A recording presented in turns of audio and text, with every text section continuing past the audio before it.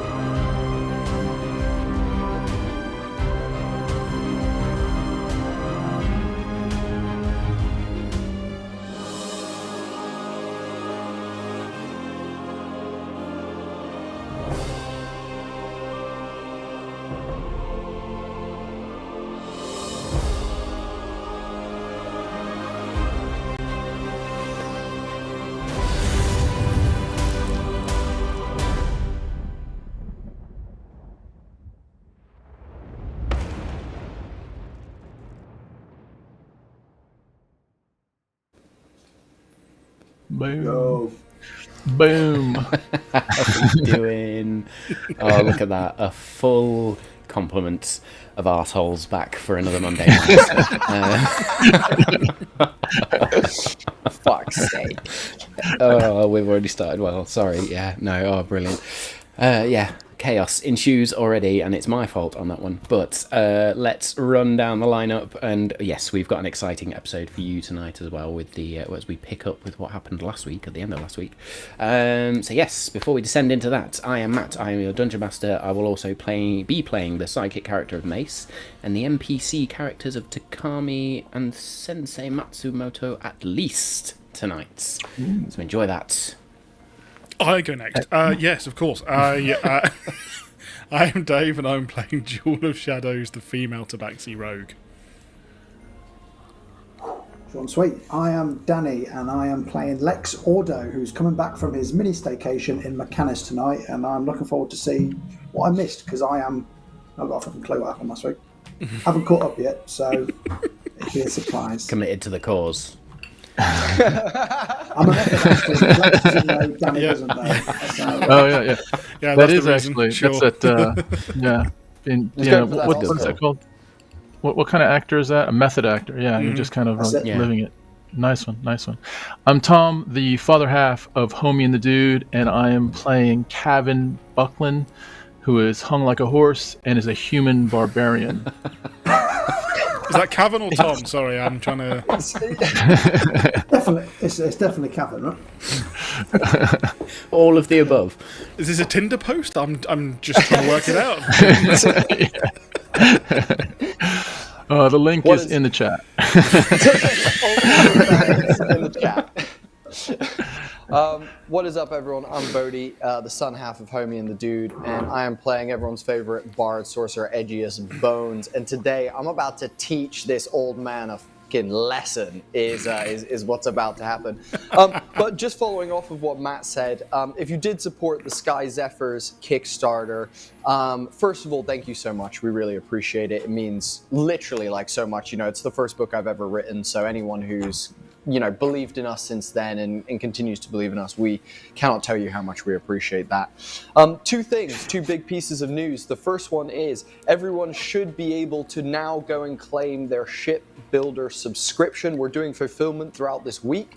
So throughout this week, when you are ready to, go claim your free subscription to our vehicle builder, where you can begin building your very own custom airships, as we call them, Zephyrs, for your world, and you will have access to 200 parts to pick and choose from as you build your airships for your world.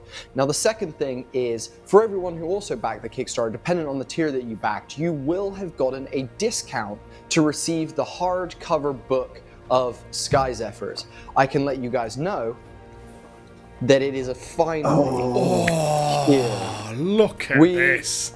Have the proof right here. This is the first ever copy of the book that we have made some minor changes to layout and bits and bobs to make sure that it works all good, but it is absolutely stunning. And obviously, as my first book, I had a panic attack when I saw it, and I'm super proud of it. So if you want to grab your copy of Sky Zephyrs, it's a chunky little boy, 250 pages. Nice. If you want to go grab your copy of Sky Zephyrs using that discount, then that is the place to do. So check out homieandthedude.com. There's places all the way over that. There's links on all of our socials, links in our link tree, all that kind of stuff. But go check that out, guys. Thank you, Matt, for giving us the time to talk about that. I really appreciate it. I like them thick. No.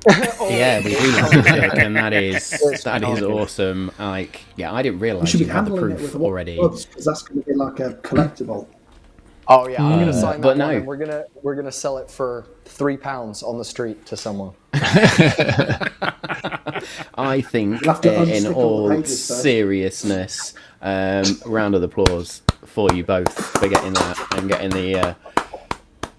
We went that off there. failed miserably, but It was awesome. So Woo! Appreciate it. Truly appreciate it, guys. Appreciate it. Guys. No, well done, mate. I know, well, I don't know, but I'm sure I can understand how difficult it was to get through that process. So well done. Congratulations to everyone at home in the Dude as well. Thank you. Amazing to see. And who knows, having already had previous conversations with Tom and Bodhi around this, there may be a copy to give away on Malt and Magic in the near future. So do 100% look there will out be. for that. Cool. Right. With all the jokes partially out of the way, let's go into a recap of last week as we joined our party in Stonebark Village following the aftermath of the Shadowfell incursion and just sort of dealing with that aftermath and the various activities, trying to understand what had happened with the Star Touch crystal. Lex choosing in a moment the next morning following sort of the day after the incursion to step into Mechanus and understand the new gifts that were given to him, and we will pick that up tonight around what sort of happens to Lex in the meantime. Very briefly, Jewel and Kavan then spent a lot of time in the village with Jewel's family and repairing the village and going through the funerary rites of the fallen as Edgious Bones himself travelled to Union City and seeking of a swordsman, or a legendary swordsman known as Kenji Matsumoto. Jewel and Kavan spent time with Paige, with Dream, with Bronze, played some games, had a bit of a heart-to-heart. Kavan and Paige especially had a moment which was very touching, actually. I listened to that back yesterday and it is a beautiful moment, so please go and check that out again. Kavan definitely more centred than he has been in a long time following the connection with Paragon. And then there were the stages of the funeral, which lasted a couple of days. There was the painting of stones, there was the offerings of flowers and natural essences or stories or whatever. There was also then the actual burial itself, and the burning of the bodies, the burning of the fallen, the cremation, and then burying them in the forest, burying the ashes with the painted stones sort of laid out in this fine mosaic around them. Edgious journeyed to Union City with little issue. Tried to go up a mountain first, realised he wasn't going to get that far and had to rejoin the road, but we got there. And then started to make his way through Union City and start asking questions. Came across a guard known as Grug, I believe we called them. A Judgy half-orc fucker. individual. A very judgy fucker. Who was one of the guardsmen or the army that exists within Union City, and very quickly developed a little bit of a rapport with Edgious before directing Edgious to the north, or to the highest point of the city and into the mountains to go find a mythical village or a rumoured village of Kumario, or Komurio, I can never remember which way around I got it, but Kumo. I'm going to have to go Kumo, yeah, it was Kumario, double check that. And there was a number of trials that Edgious had to face as he ascended the mountain pass, leaving his, I wanted to say ox, but it's not an ox. My brain is just bleh. Jezebel, my Jezebel. sweet princess. Absolutely, leaving Jezebel behind, knowing she would not make it through the sort of the gateway onto the small, narrow mountain pass that led up to the tops of these mountains. During the trials, Edgious encountered a strange pink-haired female humanoid or human-looking individual. Yes, she's beautiful. She's stunning. Who also We asked actually Edgious have some ugly questions. characters. I don't think we do. Why would I design ugly characters? It's just no fun for anyone. So no fun for no one. That was a double negative. Fucking hell. Campaign 3, I'm making a right munter. I mean, the crone in the woods. She's about as ugly as we get. Okay. Still yeah. would though. Yeah, you probably still would, but that's just Lex, Ander, and Danny coming together all in one. Very good. So yes, this female individual introduced herself as Takami, and having successfully, and I mean very successfully, passed all of the trials, smashed all of the checks, made your way, following Takami, up to the village of Kumario, fucking hell, I'll get that right in a minute, where you were then introduced to the dude, as Edgious called him, Kenji Matsumoto, and in true Edgious style walked onto these tatami mats, full boots, no respect, nothing, only to get smacked back, not once, but twice, as Kenji Matsumoto asked you to show him who you were. And in the final moments of last week's episode, as Sensei Matsumoto drew a katana and pointed it towards Edgious, Edgious drew himself a shadow blade and stepped onto the mats. And this, my friends, is where we begin tonight's episode immediately. Amazing. Right back at it. Dave, do me a favour, because I'm quite proud of this one. Just zoom out on the map for me. Oh, I'm happy to. Because I'm happy with this one. I'm very happy with this one. So there we go. That is actually, that's beautiful. Yeah, The music was it's killing it. It's all on point. So let's zoom back into that practice area then. And the first thing I need to happen is Edgious, Bodhi, roll initiative, my friend. I need a nat 20 now more than I ever have in my entire life. This is the moment. This is the one that I need the fucking roll. But Bodhi, I can put your mind at ease. You're getting your ass handed to you regardless of No matter what you roll. No way. No.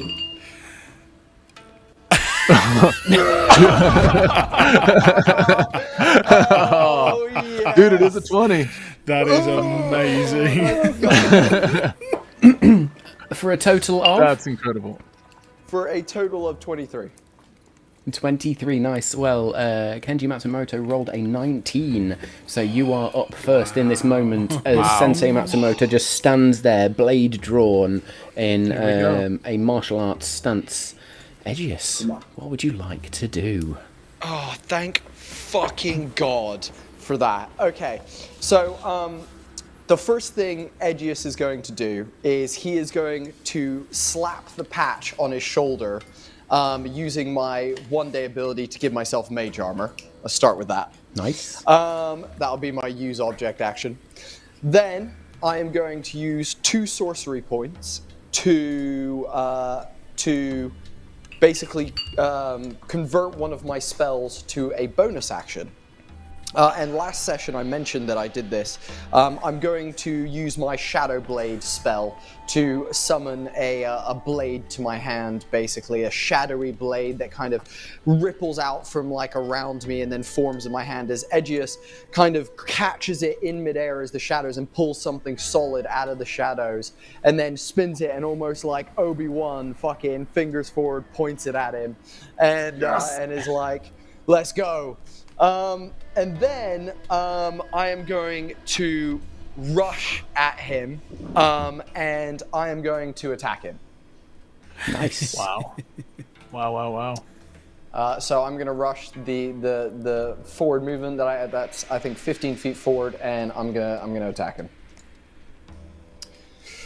All right, let's go for it. Okay, that's actually not a bad start. I'll take it. That is going to be... Sorry, I just need to find out what my Shadow Blade's modifier is. Where are you, Shadow Blade? There you are.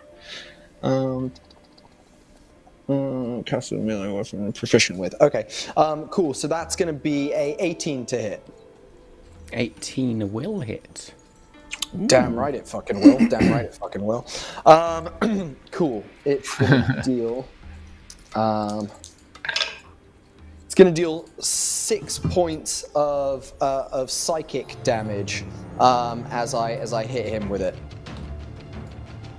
That's good. And as I get in close, I'm almost going to use this attack as like as an opportunity. So I'm going to like thrust in and then I'm like almost going to do that boxer, like plant a foot and pivot very quickly as I'm going to then rotate round. I did a fletch. Fuck's sake.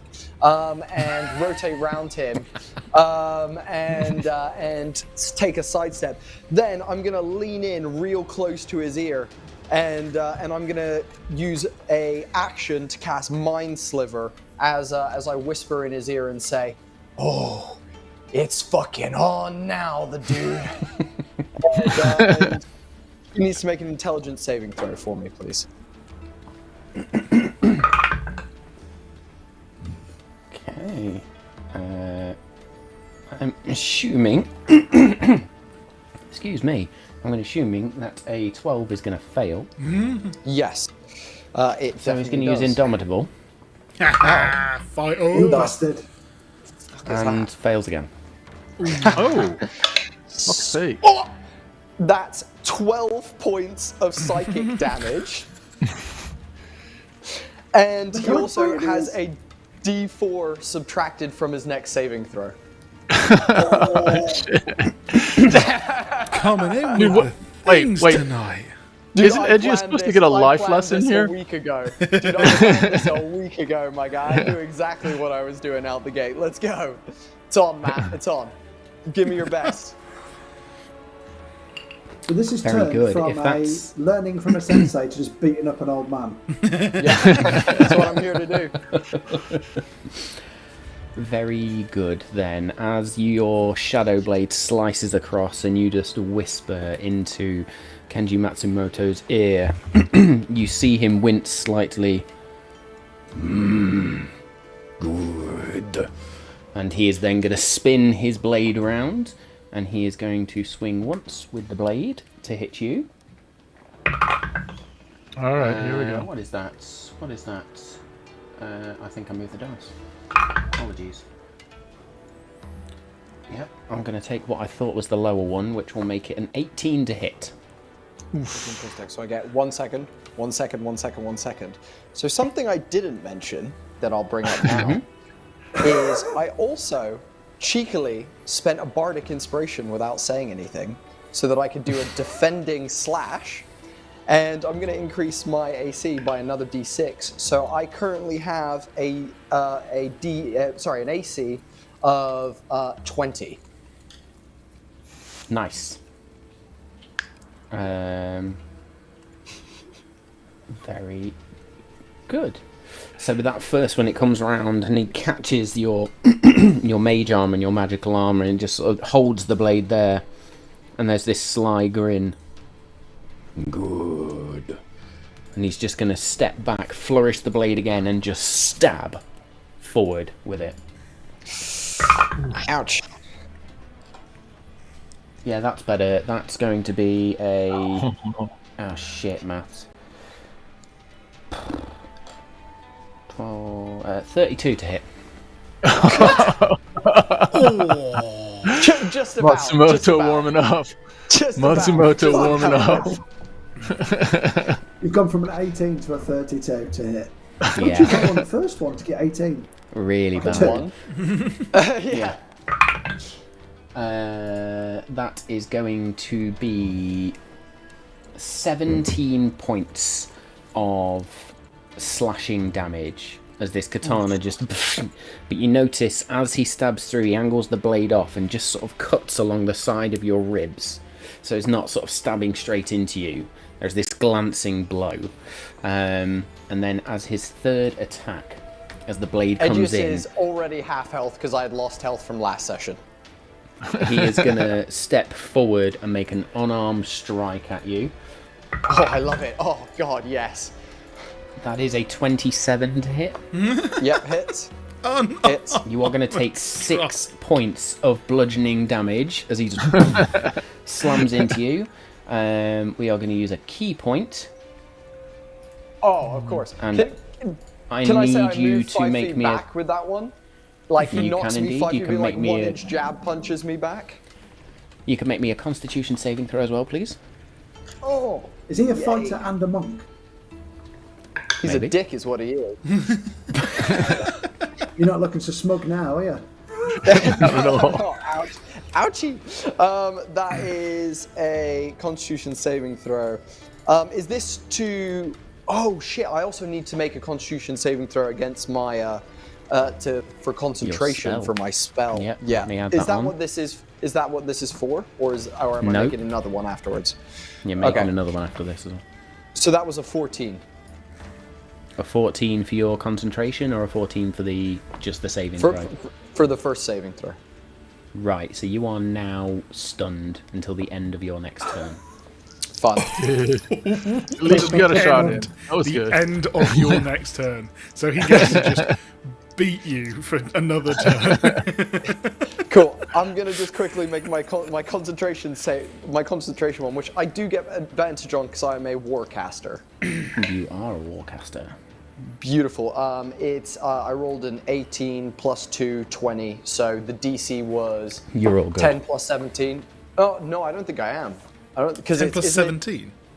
Isn't that right? 'Cause It's per attack, isn't it? So not total damage. oh, And yeah, it's for half the of six, it. So you'd for have the to six. roll 2 times, because there Yeah, was I'll do it. Yeah. 17 points of damage, and then there was 6 points of damage. So Cool. Even on a So you've nat, succeeded even on, on a the nat first 20, one.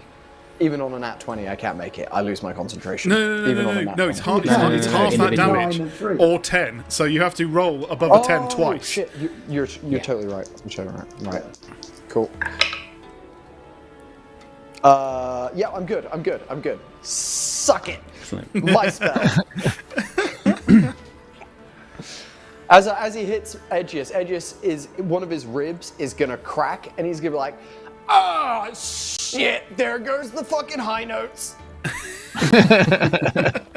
And as he pulls his fist back and then just holds the blade so it extends along his forearm and just in a more defensive stance, he's just going to send it. Edgious Jones, I said, show me who you are. And that's going to be the end of his go. Yay! I'm stunned. So what can I do when I'm stunned? You are also incapacitated as being stunned, so you can't take actions or reactions, but you can take bonus actions. Because it doesn't you can call talk that shit. out. And you can talk shit. Okay. Short So I sword. read up on this as well, and there's a lot of people that are like, oh, you can't take actions, you can't take reactions, so it shouldn't count as bonus actions. And I was like, nah, that's horse shit. It doesn't say it, so you can take bonus actions. Okay. I'm gonna As long as they take- don't involve movement, you can take a bonus action. Cool. I'm gonna spend 2 more sorcery points to convert a spell to a bonus action. And Edgious is gonna look up at Takami and be like, "It's really starting to fucking piss me off now." And I'm gonna cast Tasha's. Actually, you know what? No. Edgious is gonna 4th level Thunder Wave him. Ooh, Does that require a somatic component? It does. Yeah, so because you're stunned, any movement of your hands is not going to work. So while I love it, that's the bit Okay. that I'm going to be a Cool. dick about. That's totally fine. I'm casting Tasha's Mind Whip at 4th level then, please. Nice. So can you please make an intelligence saving throw? You have a minus 1d4 to that roll, please. Going out on a high. Going down Yeah, swinging. exactly. Go down swinging. Swanging. It is a 13. Fails. Big old fail for you, homie. So that's gonna be 9 points of psychic damage. Next turn, moreover, on the next turn, you must choose whether you move, make an action, or take a bonus action. You only get to do one of the 3. And Oh, very good. And Edgious, to cast this, is gonna go, "See who I am!" and just like let out this like shadowy burst of like energy, basically, as he just screams at Matsumoto. And that'll be the end of Edgious' turn as he holds his rib and is like, "Ah!" after shouting out loud. Don't make me laugh. Don't make me Very- laugh. Ow, ow, ow. Very good then. At the end of your turn, that stun breaks. Oh. As I try to click the grid there. And with that spell that's cast on him, again, there's that sly sort of grin. Good. Show me more. And he's just going to take the blade and moves into a defensive stance, and that will be his go. Interesting. Okay. Oh, golly. Okay, I need to keep fucking negating his multiple attacks if I'm gonna survive any of this. You mean if you're just going to extend the inevitable? Yeah. That's what you mean, I think. Okay, so Edgious is... Fuck, dude. Okay, Edgious, feeling like the kind of pain wear off, is going to shake his hands out and pull that shadow sword back out of the air because he's still concentrating on it, and be like, I'll fucking show you. I'll I'll cast Thunderwave at 4th level. Fuck it, why not? Can you make a con saving throw, please? I absolutely can. 5d8.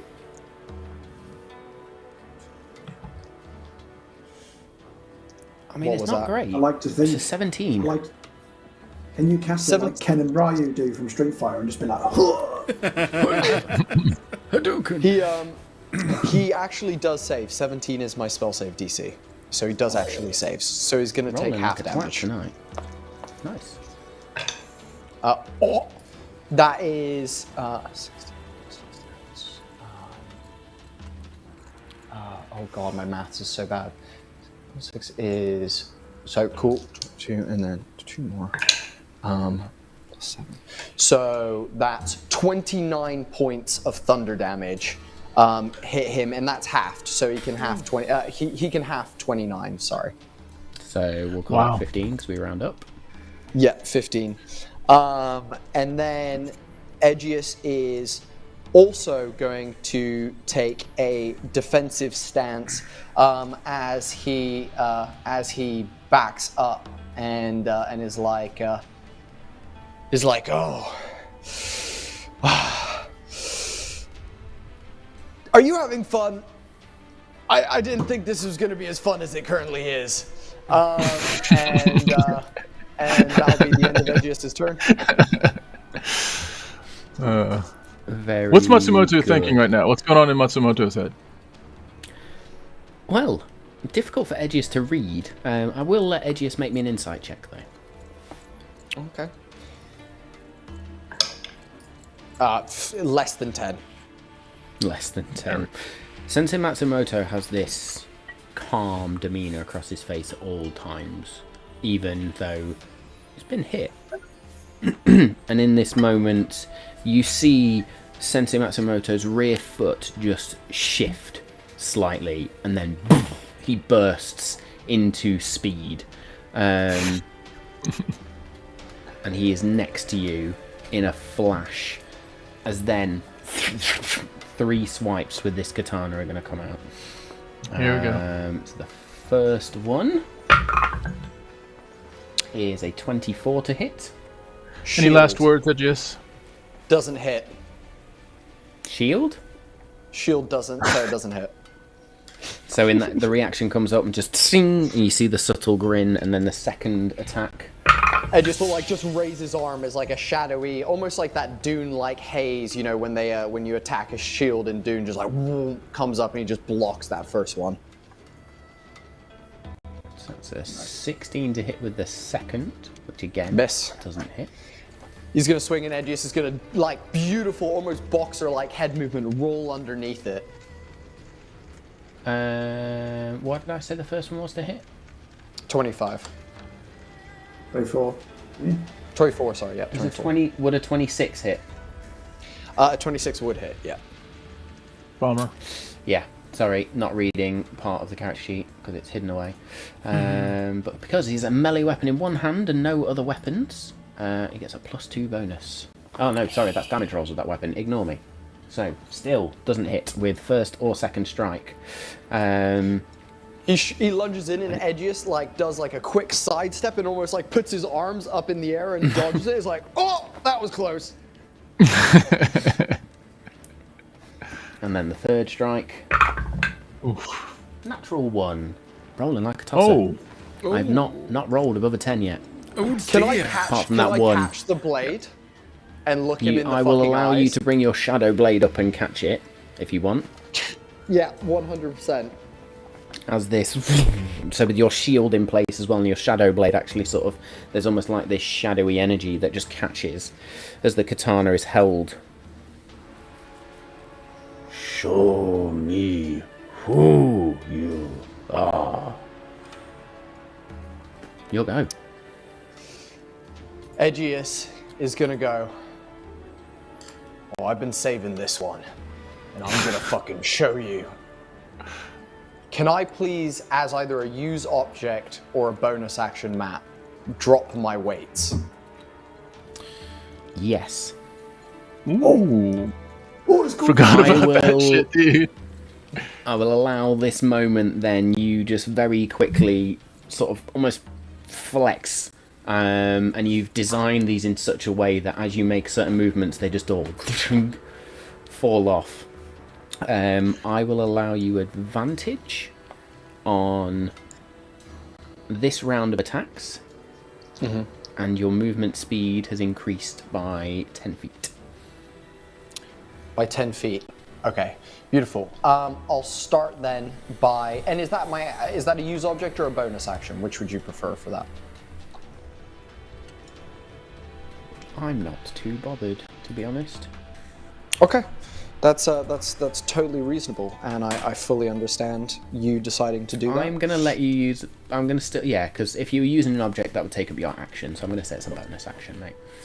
It's a bonus action. Yeah, I agree with that. I think that's totally reasonable. Also, I forgot an extra bit of damage on one of my attacks, but I'll deal with that next time. That's fine. Cool.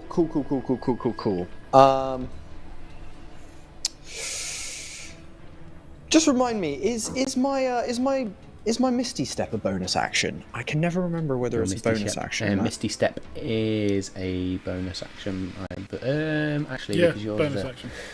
I thought. feet. The spell is, but I have it as a feat, not as a spell actually. So I think I can have just a do look. it twice or is it twice a day as a bonus action? I reckon it probably is. Misty Step. Where is it? Fourth level, isn't it? Third or fourth level? I can't read for shit, apparently. Misty Step, third level, one use, one bonus action. Yeah, so it would be a bonus action to use it. Okay. Fuck it. Edgious is gonna back up, and he can have an opportunity attack on me. Okay. So go for that. That is a 26 to hit. A 26 hit. Yep, that hits. No. Yeah, reaction shield. Still hits, but I'll keep it then for this whole turn. Nice. And I need one of those. Running out of spell slots very quickly. That is going to be 13 points of slashing damage. As you move back, there's just the quickest motion with this katana as it just catches against your rib cage again, nicks one of the bones. As Edgious takes a step back, he drops to one knee just in the sheer amount of pain as he's now on 7 points of HP. He's going to look up at Matsumoto and go, "They said you were the best, the dude, and you're not letting me down right now." And Edgious is then going to circle this way.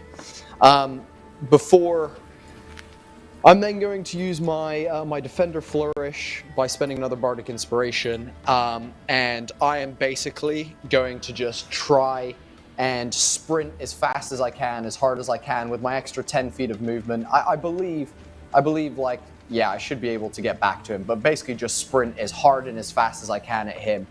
And I'm gonna actually dispel my Shadow Blade, and I'm just gonna fucking grapple this bitch. I'm gonna fucking double leg takedown, and I wanna like pick him up and dump him as hard as I can onto the ground. Okay. And just rush him with all that speed that I've gained from dropping my weights. So I'm still. Yeah, I will allow you advantage still on this. It is going to be an athletics check for you. And I get to make either an athletics or an acrobatics check. Cool. Cool. I get advantage. Oh my goodness. Please, God. Okay. That is an 18. 19. So I will say, as you run up to come and grapple Kenji Matsumoto, he sees it coming and he just throws his katana down into the tatami mat so it just stands up straight, and then as you come forward, he just takes a moment and there's just this palm flourish of which just stops you dead in your tracks. Amazing. That's everything that I can do. Edgious is Edgious at this point is borderline like precipicing into unbridled rage. So I imagine shadows are starting to like emanate out of Edgious. Like there's almost like this like haze coming off him at this point as he stands in front of Matsumoto. Where he clipped my arm on that last attack, one of my arms is kind of limp by the side, and he's gonna be like, is that all you got, you fucking old man? Your palm strikes and tickle attacks? Fuck you. And that'll be the end of Edgious' go. Very good. In this moment then, as Matsumoto sort of throws the katana down and just palm strikes you into stopping, you then see him just shift his stance and sort of does a little bit of a kata. This is not who you are. And he just unleashes full fury on you as he is going to make 2 unarmed strikes at least. And he has advantage on these attacks as he uses that kata to use his fighting spirit capability. Oh my god, I used my defender flourish. You got to That roll is a a 29 nat 20. to hit. Ah, shit. Well, you got to roll a 29 With the to first hit one. on anything else. Beautiful. So, nat 20 with the first one, which will double the unarmed strike damage for a grand total of 12. Beautiful. Which I believe takes you out. Actually, I'm going to make a charisma saving throw using something that I haven't used this entire campaign yet, which is my Strength of the Grave feature. Nice. I'm going to make a charisma saving throw, and instead of going to 1 hit point, I can go up to 1 hit point. So Wait, you said instead of going to 1. Oh yeah. Oh, yeah, sorry. okay. Instead of going to 0, I go to 1. Sorry. Yeah. So the DC, how much was that? That was 12. So it's 5. Oh, Jesus Christ! Come on. I fucking need this Going down right now. swinging, man. Always, dude. Always. Edgious. Edgious takes this blow and it blasts him a solid 15 feet backwards off his feet as he goes flying through the air, legs, arms forward, as he hits the mat and like bounces and slides, unconscious, 0 hit points, as for the first time in 30 years, Edgious' true form appears. Not Nice. Mr. T. So, pause there. Not the female Pause there for a minute version. then. But the female, but his As- true version. Brilliant. So there's this flourish then. So as Sensei Matsumoto comes in with a strike following that activation of the fighting spirit and just follows it up with a bit of chain punching, just you just fly back 1 hit point but unconscious because he was not dealing lethal damage. Somewhere in your subconscious you feel these arms wrap around you and hold you as you're then brought down and just slowly slide on the mats. You hear the sound of a blade being drawn out of the tatami mats and driven home as your form shifts. And describe to the people at home how Edgious now looks. Edgious, in his true form, was an olive-skinned gentleman who had kind of slick black hair that kind of comes over to one side. Stunning green eyes, as I described last session. These like just perfectly green, like emerald eyes. And as he's laying there, the last breath that kind of leaves his body in that unconscious, he just says the word Kalila as he falls into the blackness of his mind. And the final thing you hear as you fall into the blackness is a whisper by your ear. This is who you are, Edgious. Not rage, not shadow. Good. We will fight again. And then you feel as a figure sort of stands up next to you in your unconscious state. Takami, take him. Tend to wounds. Feed. I will see you both later. And you feel as, again, it's not two arms, but more than two seem to sort of grab you and lift you and gently take you away as you fade into blackness. We return to Stonebark Village. The day after the funeral rites have taken place, the day after Dream has delivered her vigil, Jewel and Kavan, what would you be doing this morning, knowing that it is the morning you were due to start travelling to Union City? Kevin, did we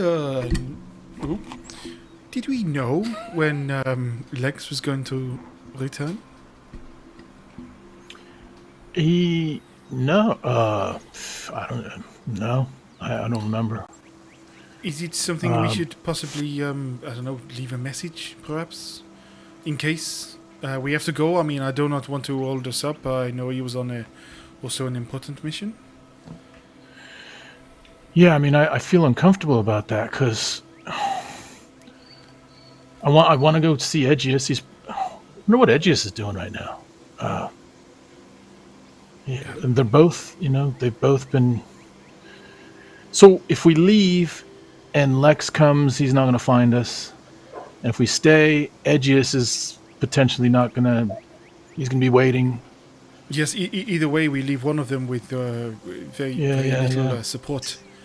Although I am slightly more uncomfortable about... I was going to say that Lex perhaps... I don't know. I'm sure you would be fine. No. What you were going to say it. Go. Say what are you thinking? Honestly, I was thinking I do not want to leave Lex here to travel to Union City alone. And then, of course, I realized that Edgious has done so. So I hope he is also as safe. I admit all of the proceedings in the village have quite distracted me from Edgious's plight as well. Can I roll, to know what? Something about remembering what Lex's ETA for returning was, if there was one? You can roll me a history check. Oh, fuck. Yeah, that's a 1, so... Cameron's just there in this moment. He's just like, I didn't pay any attention to Lex whatsoever. Yeah. I was just in my head. I was in my head when he left. But I'll tell you what. So when are you going to be ready to go? Because I've got a couple things in my mind, and Oh, Oh, I tell you. I What? think we lost Tom's audio for a moment there. you all right? No, you. I Yeah, didn't. no, we got you. We got you. I tell you what, Kevin. I suppose we cannot leave until we have got Edgious' sword. So perhaps I need to go and check if my father is finished with it. Yeah. We are going to have to wait. As much as, well, I say I'm ready, I do not want to leave at all, but no, we have to. So, Yeah. accepting that. Yeah. Well, let's do this. Let's say that when your father has finished the sword, I'll start packing now, and I'll say my goodbyes, and let's hope Lex gets back. I mean, Lex knows what's at stake. Would have he would have made haste in whatever he was doing, maybe, and who knows? Maybe he'll show up. I am sure. Let me go and find out and see how long it is going to take to finish without pushing them. But I know he has had a few days on it. Yeah. Hey, Jewel. Yes. Yesterday was pretty heavy, and last night especially. And You're telling me. yeah, no, that's exactly. I wanted to just tell you that you were superb. You just on the exterior, you're holding it together, and just want to check how you're doing. Like, how are you doing? Thank you, Kevin. I've usually been quite guarded pretty much all of my life as to how I feel. I feel giving that information out freely is a weapon someone can use. But Yeah. I am starting to understand and learn that to not give that to the right people is a detriment to their friendship, and also harms me in the long run. So, yes, I am struggling, but I am okay. It is giving me a fire. I am very glad we have, for the most part, fixed what has been causing issues with my village.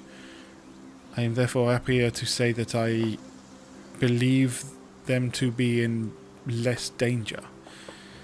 But it drives me even more to want those responsible to pay. Yeah. The wrong people have died, and I want to rectify that. I'm with you. I'm like literally with you, and figuratively. I also just want to say, like, your family, man. I love your family. I love your family. I love your dad. I feel like we have some sort of connection, and your mom. I didn't have a mom or dad, so I don't know what it feels like, but Of course, Yeah. I'm biased. They are great. They have protected Bronze and myself far longer than I realized, and far greater than I realized. I do not begrudge them the information they have kept from me, because it has kept us safe and kept us innocent until now. That being said, perhaps we are going to find more about them in Union City, or maybe we won't.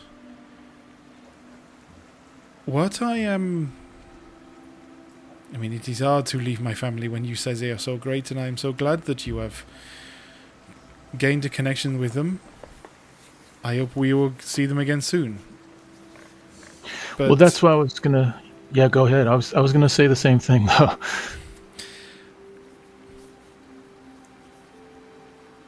Kevin, can I be honest with you? I have not really spoken to many other people about this.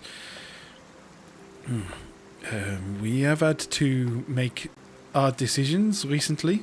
By that I mean on people's lives. Until I left my village, I had never taken any life other than animals in the forest. And it is quite new to me to want to send people on their way. And yet I know it is what we must do. I hope I always will have issue with it, if you know what I mean. Yeah. I hope it will always be a difficult decision. You know what's crazy, Jewel? Is I feel like I'm on the reverse journey than you are. Like yeah, it's true. Like I've had no problem with violence and rage, and that has been my default, my go-to, and anger and sadness and bitterness and just contempt. And I've just found this light, and I don't know what to do with it. And I don't want it to go away. You know, I don't want it to go away, and I'm a little bit scared that, you know, the next time we have to do something to protect ourselves or to protect things that are important to us, that I'll lose this glimmer of happiness. And I'm not sure if it comes from your family or if it comes from... I've had some time to think. I've really enjoyed it here. Because of you and our friends, my family are here to stay. And so I hope that whether they are far from you or not, you will always know that they will be there when you return. I also hope that we can, as a party, as a family, a traveling group of friends, we can all keep each other on the right track. I was an animal trapped in a corner, and when I went to the astral plane, I came back and it was a little easier to take a life, and I wasn't overly happy with that. I feel a lot better now. I think it was very much a survival reaction, and I know that we have now purpose. And I hope you feel that purpose too, and not just angry at a bartender for the wrong beer or something. I'll tell you what. I'll take you one further. When we get Lex, and we go get Edgious, and we solve all this shit, and we actually go find...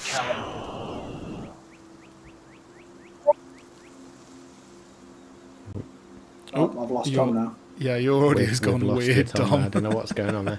It sounded like you went to warp speed. I was going to say. You're back. Don't lean on the warp drive, mate. That'll. Am I back? Yeah, you're back. Yeah. Yep. Yeah, you're all good. I don't know what happened there. But Edgious will pull out his fucking guitar when we get there. I'll pull out my drums, and we're going to fucking have a rager in this village. And we're going to celebrate properly. We're a party, but we're going to come back and we're going to throw a party, dude. We're going to throw a party. That would be good. To be honest, yes. We have come back in very emotional circumstances. It is great. We have helped the village and lost a valuable ally. So I hope we can return, as you say, in much better standings. Yeah. You don't mind me, you know, I just use like dude and man. That's just like my throwaway. I'm like, yeah, okay. Like I would say that to your sister. I probably wouldn't say it to your mom, but like I would say it to just about anyone, unless I felt like I couldn't, but I feel like I can with you. So. Oh, absolutely. Of course. No, totally. Speaking of which, and remind me, again, it's been a few days.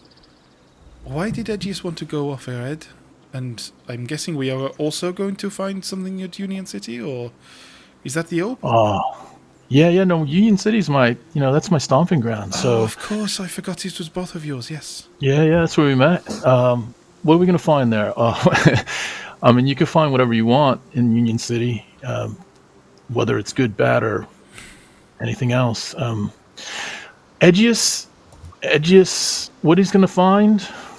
I mean, he said he wants to go and, I think, train and find someone or something like that. But my sense was when he left, Edgious was trying to figure out some other stuff, and I think he's on he's kind of similar pathway to, I don't know, trying to find deeper things about himself. I really look forward to seeing him again. I'm missing him, and I know he's fine. He was always fine there. He ran the place, so he'll be great. You do not have to explain to me. I am sitting here. I am sitting here, hoping that Lex returns soon. It is weird. As a not full party, it feels like I am missing a weapon or a limb. It is odd. Yeah. Me too. Go. Yes, I was going to say I'm going to Okay. go because I hope he's going to also be able to tell me a little more about anything I should or should not avoid at Union City. But I know that Edgious and yourself are going to be wonderful tour guides. I shall Nice. see you soon. I'm gonna. Good. Yeah, I'm just gonna go. I'll go chill with your mom for a little bit and see what Bronze is up to. So as the two of you head back towards the house, and you're not far from it anyway, by the entrance to the village, a diamond-coloured portal appears to the millisecond 2 days after he left. And Lex steps through. Just having had a I would shit. like to add a bit of flavour to say that Absolutely. in Lex's head, because he's still quite new at this opening portal business, in his head he's opened a portal and he suavely walks through like a boss. But what he's actually done is open the portal at a 90-degree angle and he just falls out onto the floor, just face down. And he gets up and he sort of brushes himself down, hope nobody sees, and then just stands there looking suave again, waiting for you to come. As Cog just flutters out. Now, Lex, you are stood at the entrance to the village as this portal closes behind you, and you sort of pocket the Star Touch crystal again. And Cog just flutters off towards the House of Shadows, assuming that's where you're going to. Yes. Very good. So you wander Because off to the now House we're of all attuned to the Shadows. Star Touch crystal, we can sense each other's presence as long as we're on the same I plane. can indeed. And Well, I with can that sense noted, I will whereabouts say, they are. Jewel and Kavan, as you both wander off and sort of approach the house, there's a moment where you just feel something familiar, but you're still trying to understand what this all means, and you feel a cool sense of logic just sort of descend over the two of you. I mean, am I also like already? Am I just on the way, or am I really close to? I'm going to say you're pretty much there. We're going to basically Yeah. deal with the conversations you have, and then the Yeah. three of you can come together. That was, and- yeah, it was basically that I would for the feel sake that of and go, this, Lex's return.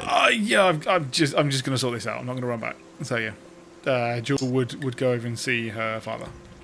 You would Very also, good. during this time, feel Edgious's essence go from like chill to angry to then just completely napping, like full nap mode, unconscious, just chilling. I tell you what, Kevin, I believe that Edgious, as much as he's having fun, well, it seems like he's having an adventure. Oh yeah. That's what it's all about. I was going to say, is this normal for Union City? Perhaps it is going to be a roller coaster of emotions for all of us. I do not know what this, this dull ringing in my ears sort of feeling I'm getting from him. No, I'm getting the same thing. I only It's have that almost when I like- usually are nearly passing out, and that happens every other day. But whatever. Yeah, and I'm getting a slight tinge in my, almost like in my ribs or something like that every little bit. And so I'm not sure if he's got. Oh, Kevin, he did not fall off his moose, did he? Oh, goodness me, he's going to look such a fool. Yeah. No, but he'll be fine. Edgious can handle himself. Like I've seen Edgious. Don't do me like this. he knows how to throw hands. His sword play is fine, like Edgious, wherever he is right now. Is He's this going to be probably some sort of just, tavern excitement he has got himself into or something? Oh yeah. He's probably just running the show right now. Wherever he is, he's fully in charge. That's just Edgious. As this conversation sort of finishes, we cut back to Kumo Ryu to find Edgious just still laid there, flat out, drooling, lets out a subtle fart, as Takami's just with a wet cloth, just sort of dabbing his head. Oh, that's nice. It's musical, though. It comes out with a tune. Trumpet voluntary. Very good. So, Jewel, as you wander off then, you find your father out back at the forge. And he is wrapping something in what looks like some red silk of some sorts. Well, that did not take you very long, Pa. Jewel, how are you, my daughter? Did not take me long. Oh, yes, the sword. Well, I didn't have to do blade work. It was just a hilt, so yes, hopefully it should work. I am sure it is wonderful. Yes, I am feeling a lot better. A lot better indeed. Good. That is a natural part of life. Sometimes when we get so close to it, it can make us think. It certainly forces some reflection whenever you are around it. Yes. And it does not really relate, but is there anything I should know about Union City? We are fated to go there, I feel. I am not sure how much Union City has changed, but it was always a mix of cultures from different parts of Enoeth. Elves from Dryamir, humans and sort of other humanoid races from Kidmere Kingdom, and the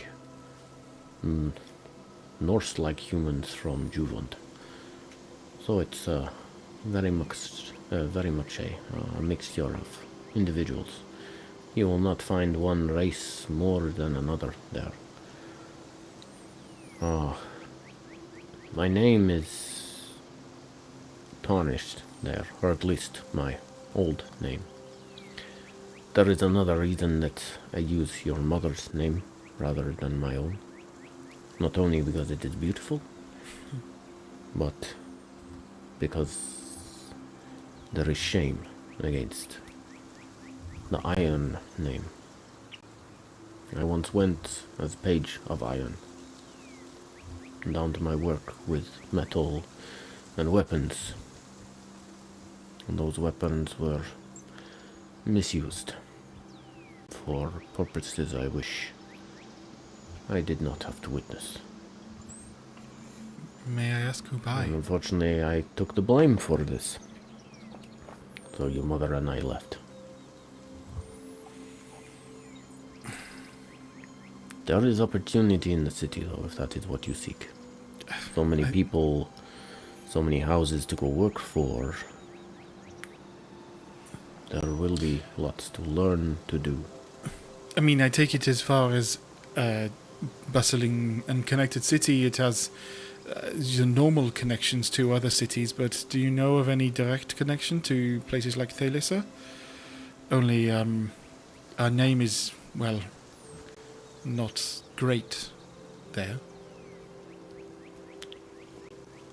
There is not a, well, I suppose there's a Grand Sky Dock in Union City, so it may be that airships travel to and from. Whether that means news travels, who knows? Depends how big the news was in Thalissa, I guess. And whether they knew your name.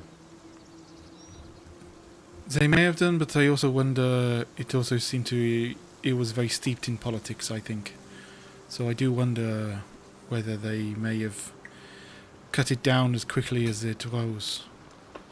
We were, in essence, as I know, Maynora may have told you before we arrived,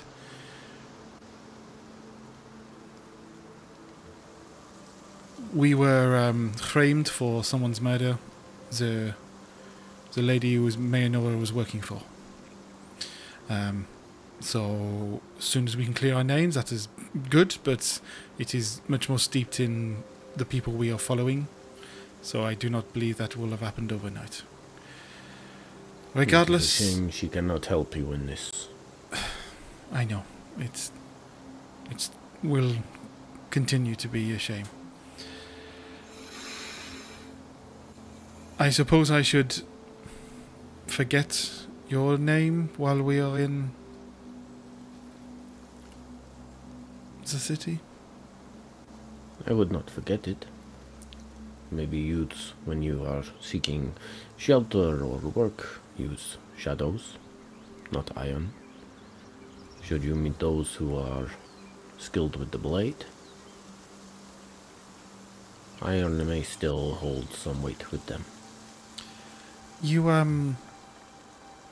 didn't happen to sell those blades to the Serpent's Cloak, did you?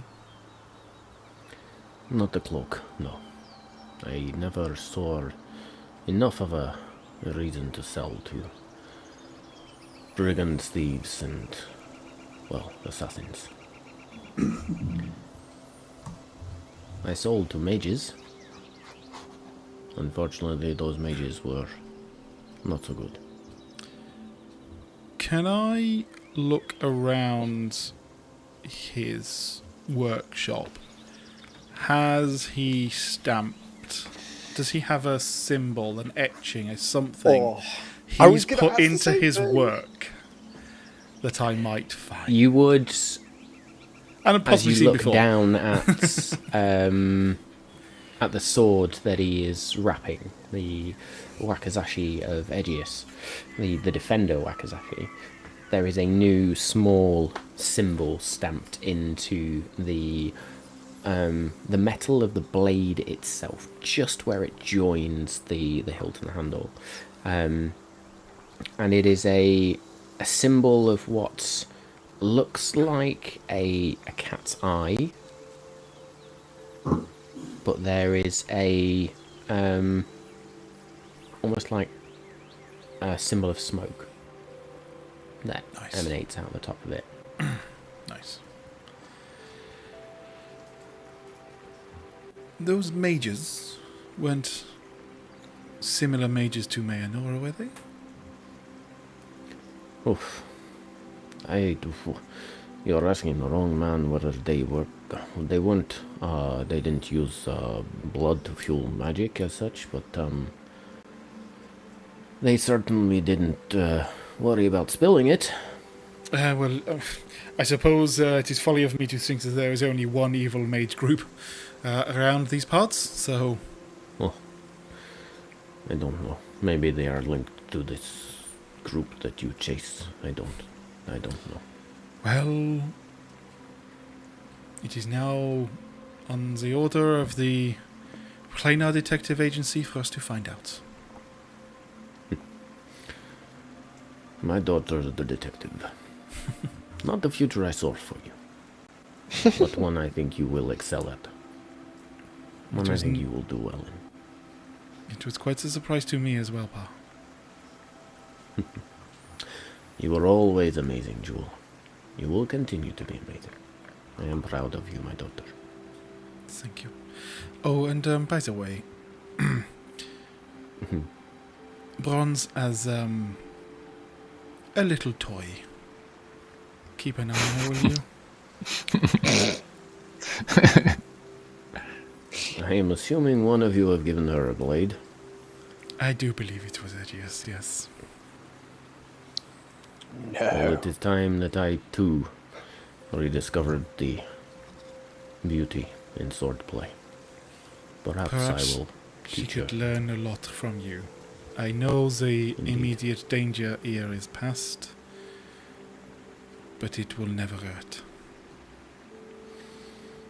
Immediate danger, yes, but Maynora was known in these parts. Who's to say people will not return? Yeah, I'm afraid I am also now known for what's that. This is true. But if they come after the shadows, well, I they feel will sorry feel for them. the sharp sting of steel. Jewel goes in for a big hug with her dad.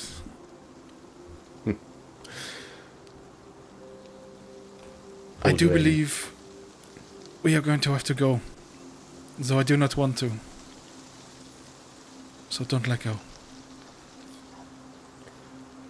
You will always be right here, my daughter. As I will be right there. Point at your heart. There is very little that could break this family apart. Very little. You go. You do what you have to do. Your mother and I are so proud. One thing. One thing. What is No that? more death. No more death. I will do my absolute utmost. Whatever you have to do, I know you don't like magic, but if it's magic that keeps you alive, you go buy it. You go learn it, study. Your friends learn. I don't care. No more death, Jewel. No more. We are becoming quite adept as a team. I think we will do well. Very good. Oh. Look after Kavan. As he will look after me. That boy has a warrior soul. But a son's heart.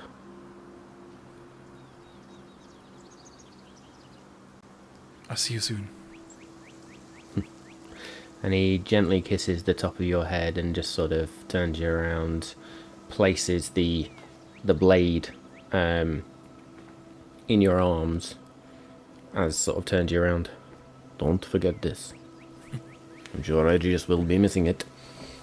I am sure, but I am sure he is fine without it as well. Cut back to Kumaru, still dribbling.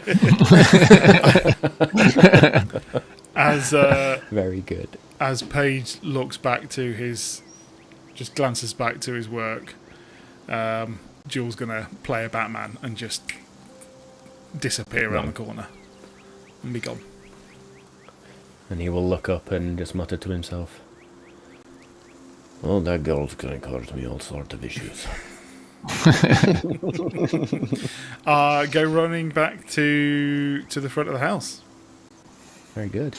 Kavan, you enter in then while this is all going on, and you find Dream. You don't see any sign of Bronze currently, but Dream is there, and she is sat at the table with a book out and a quill and ink, and she is just writing. And she looks up. Hey, Mama Dream. Yeah. How are you, boy? How are you doing? I'm good. I'm actually. We're gonna be going. We're gonna be packing up, and you knew we've got to head out. We've got Edgious, who's in Union City, and there's just stuff we need to take care of. And Lex is gonna be here any minute, and we're all gonna go together. That's the hope. But we don't have Lex. We don't have Kavan. I mean, we don't have Edgious right now, and I don't know. It's a little bit mixed up, but bottom line is we're all going to get back together and take care of business. But I just wanted to. I don't know how much time we're going to have, but I just wanted to say, is it okay that I called you Mama Dream? Of course it is, Kavan. Of course it is. I am a mother, first and foremost. Yeah. You're also a dream, kind of, for me. Yeah. I just want to thank you, and it's been different for me, and I've really, really enjoyed it. And I don't want to get emotional right now. I don't want to be sad, because this is a happy time. This is a feeling that I haven't had for a while, so I'm not going to mix it up with anything else. I just want to tell you how much joy you've given me, and and he's starting to like really fight emotions right now, and he's trying to push back any sadness that he's going to be leaving this situation and these feelings that he's had, and he's just trying to stay above that, trying to keep his head above that water, and says to Mama Dream, says,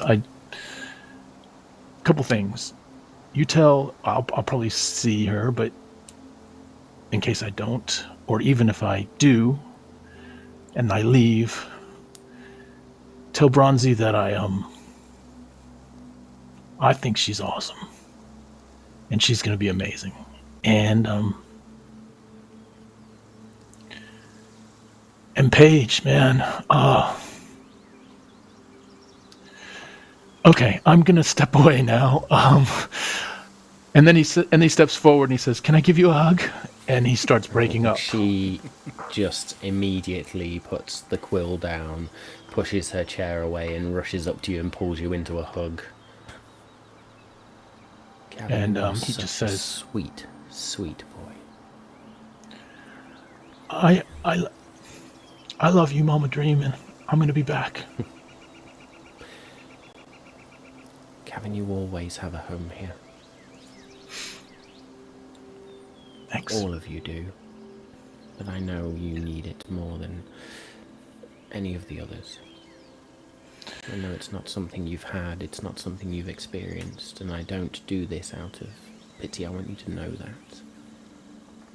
You are loved here. I know, and I feel it, and I guess that's why I haven't felt it before, and I feel it. So thank you. And she's going to step back and sort of reaches up to your chin and just, those tears aren't going to keep my daughter safe. No, they aren't. And they're tears of happiness and tears of joy and tears of thinking about the next time we all see each other again. Jewel and I have been talking about how incredible that's going to be. So that's going to be in my heart through thick and thin, is the next time we come back and see you all again and can celebrate properly. Thanks, Mama Dream. Thank you, Kavan. Thank you. You hold on to that. And in those moments where it feels overwhelming, where it feels like the rage is just going to get too much, and bring yourself back down to that centre of family. You have family here, yes, in me, Bronze, and Paige, at Edgious, Lex, Jewel. We are all family now. Yep. We are all of shadows. Yep. And I couldn't Kavan be of more Shadows. proud to call you all my own. It's got a ring to it. Okay. I'm gonna step out and just get my stuff, and I will definitely come back and just say my final goodbyes, but thank you again. And he starts backing up towards the door. And just before you back up, she sort of pulls you forward again and pulls your forehead down, or pulls your head down and just gently kisses you on the forehead. You know, do what you've got to do. I will come and see you off before you leave. Okay. And I step to the door, I turn around, and who do I see as I step out but Lex just kind of stumbling out. And I'm like, my eyes brighten, and I start just marching toward him, and I'm like, Lex motherfucking Ordo, where the flip have you been? We've just been here, kind of just chilling out, not doing anything, while you've been what? You've been... And I start running toward him, and I just embrace him. What's up, man? How you doing? Whoa! Caught me off guard, and I nearly fall over. I pick him up. I pick him up. Squeeze him a bit too hard. I've just got back just a second. Obviously, I'm bang on time as usual. Captain Punctual is what they call me. I've been training researching and just trying to make myself better for us, really. We're ready to- Dude. Cut the shit. How the hell was it? Like, I know you've been wanting to go back there. Like, how was it? Like, cut the shit and tell me how the fuck it was, dude. It was fucking weird. I knew it. I forgot how, like, I spent time with you, an emotional guy, Jewel, okay, a little bit guarded, but still, Edgious in Mechanus is something I would like to see. I think he would implode, or Mechanus would explode and kick him out straight away. I don't know. I found a new version of me out here, and Primus appreciated that. I got to speak to Primus, by the way. Humble brag. He appreciated the newfound balance I had in my emotions, but the Modrons were freaking out when I don't know, cracked a joke, or was happy, or was sad, or frustrated. It was a bit of an adjustment period, but it was good to go home, I suppose. Yeah. Yeah, dude, it's good to see you, man. With new eyes now. I can see it. I can learned feel some it. new tricks, Really? which is good. I've come back a better man. Yeah. Are you talking about new tricks like on the battlefield, in the bedroom? Like, what are you talking about now? Fucking Modron orgy. I don't As think there's a Modrons pause have any with- sexual prowess to teach me, to be honest. Unless you Okay. plug them in and use them as a electrical phallus. That. Okay. As I- Lake I- says phallus, Jewel just comes out of nowhere and just tackles him, just rolls him to the ground. Hey Lex, how you doing? Why are you licking my face?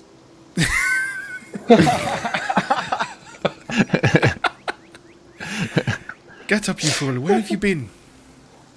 I told you I'd give you my itinerary. I was going to Mechanus to train and learn and research and catch You up know- on... Yeah, You're quite wet. and I didn't listen to a single thing. So, how was it? What did you do? Well, I was harnessing my new powers. I was researching about purple shards and corruption keys. To be honest, I had a bit of a catch-up with some... you say catch-up, in your head you'll be thinking, oh, we were chucking down herbal teas and cracking wise, but, you know, it was more like... it was more plateaued than that. Obviously, the level of excitement in Mechanus is not what you would expect. For example, I think it tackled to the floor and dribbled on. It was more of a courteous, welcome back, handshake type situation. But yeah, it was good to be back. But more importantly, I'm glad to be back here. I don't know about you, Kavan, but it sounds like Mechanus is a riot. Yeah. No, I'm with you, but I also Yeah. like, dude, you've been gone for 2 days, To the and minute. Yeah. to the minute, of course. I don't know. It feels like longer. I just Yeah, it am feels like really about a glad to week. see you. 2 weeks. Yeah, in real life. Yeah. What was actually the highlight for me was Cog, as stuffy and boring as he may seem. In Mechanus, he was given a hard time because he's even started to give in to this world. So he's now out of place in his hometown, which Yeah. I quite enjoyed. You shut up. Yeah. Cog will flutter over and just land on Kavan's head and just sort of sit there. There he is. He's back. He's back.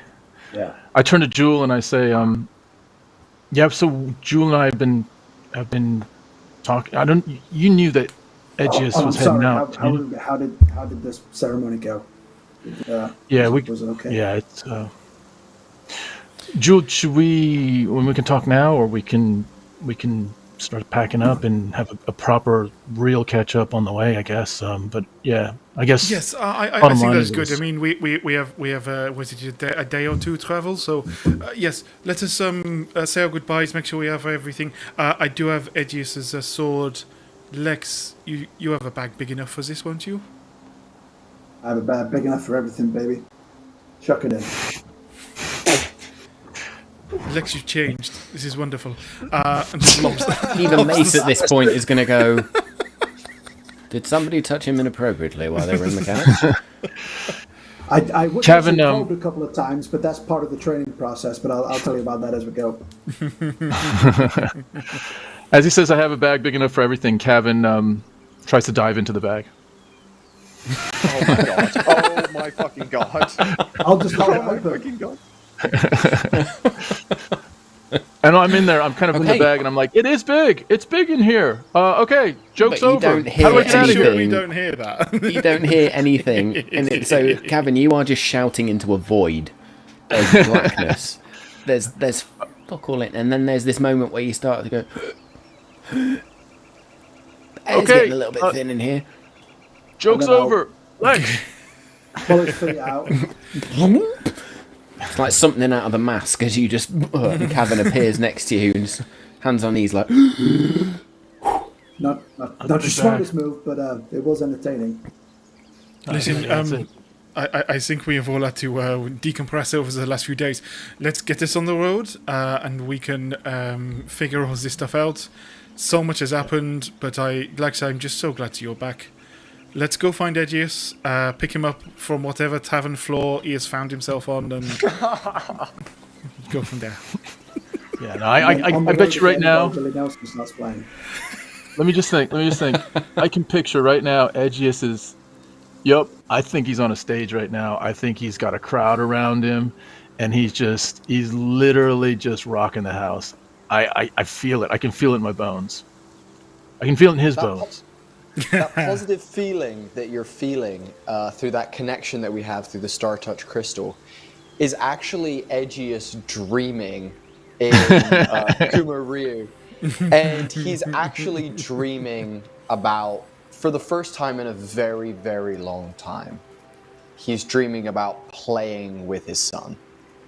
And and him and his son are running around. He's chasing him, about the place, and his wife has stood on their house porch, just like, be careful, you two, and that kind of vibe. And that's that good feeling that you're feeling in that emotional thing. But cut to outside, Edgious is. I'm also going to like to say, think just so. to add additional flavour to that despite being unconscious, and you're not dribbled now to Takami has got you in a sort of more neutral position, and you look like you're sleeping, but there is a single tear that rolls down your olive skin, and as it does, that olive skin begins to just form to bone again. Oh. No, but this is Damn. cool, right? Because all of our emotions are connected now. You had a nice mum moment with Dream, and you're dreaming about your wife and kid, family, so that's where it's all connected. I'm acting like having Surfer Dude vibe as I've come back because our emotions are all connected. So Lex is mirroring your emotional vibe as well. So I like how this is working. Oh, amazing. Very good. Just to Cool. narrate Well, as 4-4 that's- for a second. No, I love it. absolutely brilliant. And you say you don't want a DM? Nope, I do not. Yeah, but if you notice, Matt, Very I've got, good. I will say if then- you added all my nuggets together, that's only about 5 minutes worth of content. So. That's fine. You can. I've seen you bullshit, mate. You can do the rest of the 2 and a bit hours. It's all good. Have you seen Sam Regal DM? Yeah, absolutely. Oh, very good then. As Kavan, Jewel, and Lex catch up and head back towards the House of Shadows to pack their stuff up, pack the cart up, and begin to make way, we are going to take a very quick break, probably about 5 minutes or so, and then we will be back to pick this up in the second half. So thank you all for joining us for the first half. Amazing first half, gents. Thank you all so much. And we'll be back in a few. My life. Fucking brilliant. Hi, folks. We're back. Oh, Jesus. Good stuff. Then we're going to get straight back into it. So thank you all for joining us for part 2 of episode 51. Jewel, Lex, and Kavan you begin to pack up various supplies and sort of load the wagon, and Dream and Paige come out with sort of some sacks of food and stuff for the journey and supplies. Dream also drapes a blanket over each of your shoulders. I don't want any of you getting cold at night. That tent does not look like it provides enough shelter. The one tent. Thank you, Mamo. These are great. Yeah. Thank you. A little bit of home for me. And it's the other Merci- reason merci for giving beaucoup. you the blankets as well. Something to remind you of where you all belong.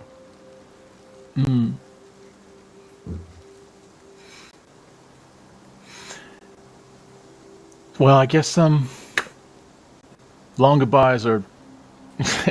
let's. How about instead of a goodbye, we'll see you soon. We will see you soon. Absolutely. You'll see all of you soon.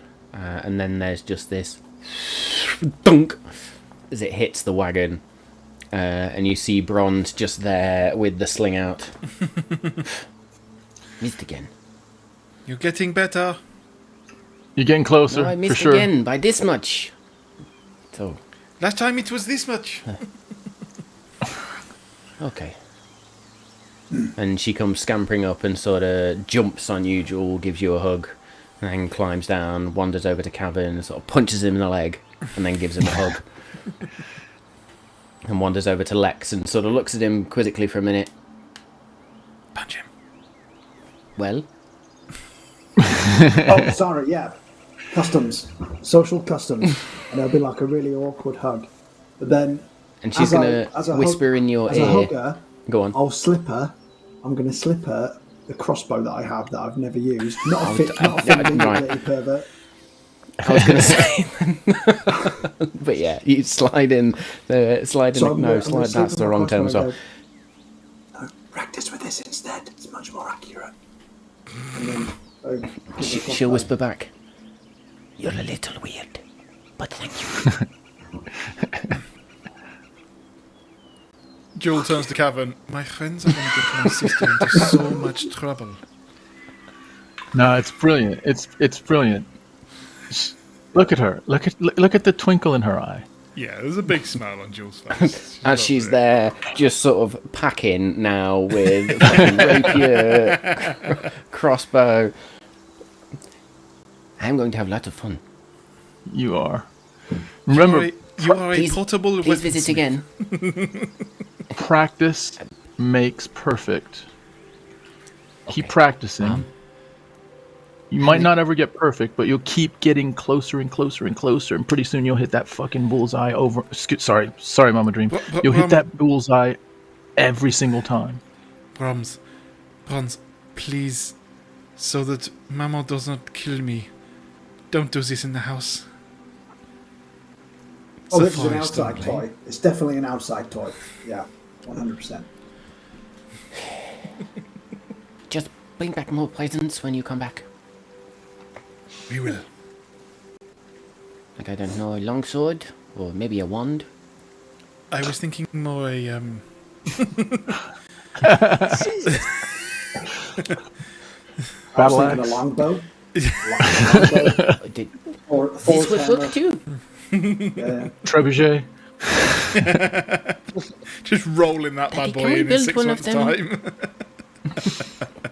And Paige, as Bronze asks, can we build one? Paige does have a moment of, before Dream just smacks him in the stomach. No, Bronze, absolutely not. No. Don't tell your mother. Yes. Boys, I think we need to get onto the road before we are in any more trouble. Let's go. Yeah. And as you all load up, there is a moment where Mace steps around the cart and looks at you, Kavan. Well, boy. I think we all know this moment was coming. But, time for me to send you on your way. What? I would like to confirm I did not see this coming. You mean Yes, well, you're gonna stay here and you're gonna watch the village while we're away, and then you're gonna meet us up at Union City? What do you mean by that? No, I am going to stay here for some time. We found Paragon here. I think it's fitting that a part of Paragon should stay. Yeah. Jewel jumps back off the cart. Maze, I could not think of anyone better to look after the village. Thank you. I'm reading between the lines here, and I'm just thinking you want Paige just to make you a new leg. Is that what this is all about?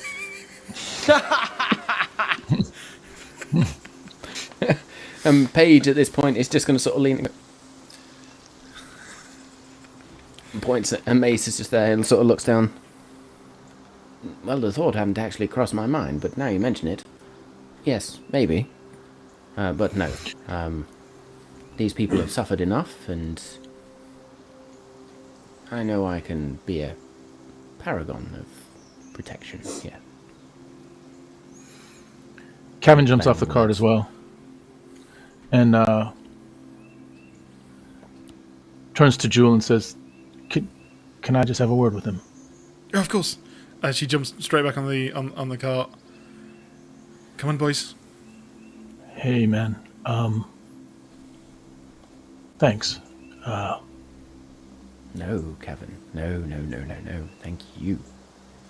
I was very lost before I found you. And now I have purpose again. Yeah. Glorious purpose. I love it. I do too. Something happened, and we're kind of finding ourselves, Mace. And it feels good. Indeed.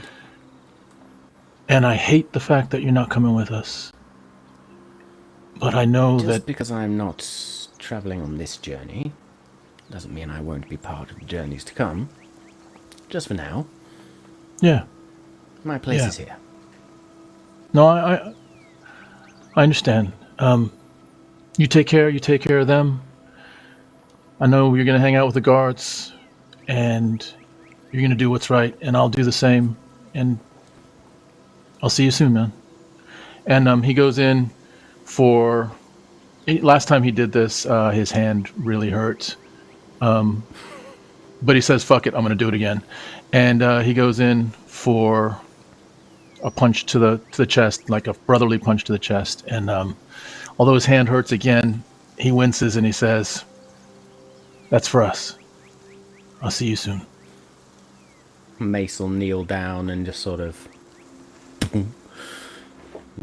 pushes you back slightly. That's for us, boy. Should you need me, you have but to ask. Yeah, we'll be fine. You take care of yourself, and we will fucking see you soon, Mace.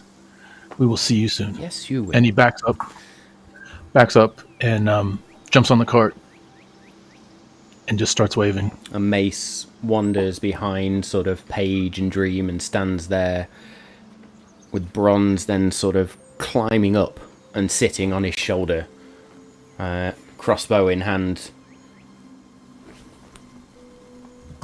She waves, and you all ride off into the forest as we're getting to around lunchtime-ish, I'd say, at this point. And for brevity, you travel for a couple of days. Little to no drama on the journey. At some point, a light summer rain falls, as we are in the heart of the summer months now. And it is a welcome rain.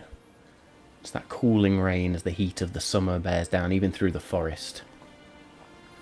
And you keep those mountains on your right-hand side as you ride through, following a similar path to Edgious, although not trying to trek up the mountain, using the map at all times to sort of navigate your way round. And as we get to sort of lunchtime on the second day or so, you approach this jewel-like city that just climbs up into the mountain ranges. You see the tiered city of Union City. And as I described last week, the architecture as it sort of goes up the tiers is reminiscent of the different influences that have impacted this city over time. There is distinct elven nature, there's sort of this Norse Viking vibe to some things, and then very human architecture in certain elements as well. And you see these tiers. And as you get into the city, as you sort of pass through the gates at a slow pace, as the guards sort of let you in with no... Doesn't seem like there's too many checks at this point. A lot of people come and go from the city. You wander in and find yourself sort of in the marketplace, if you like, which forms the majority of this base tier. You see traders from multiple different places. You see Zumkarian traders trading spices and silks. You see humanoid sort of, or human traders selling just generic weapons and what looks like maybe some gemstones. There are elves selling beautiful artisan type weapons and antiques is the word I'm looking there for.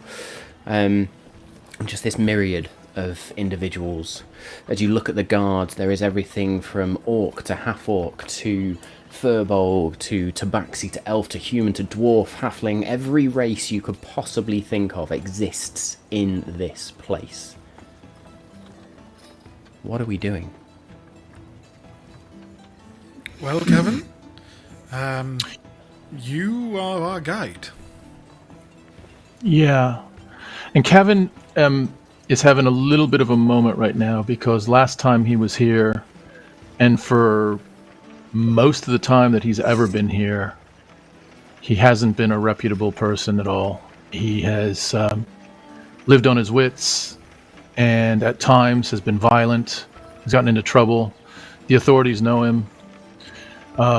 Many in the marketplace know him, but not for the right reasons. And he hasn't told Lex or Jewel any of this, and it's just all coming to a head right now that when Jewel says, "You are our guide," he says, okay, I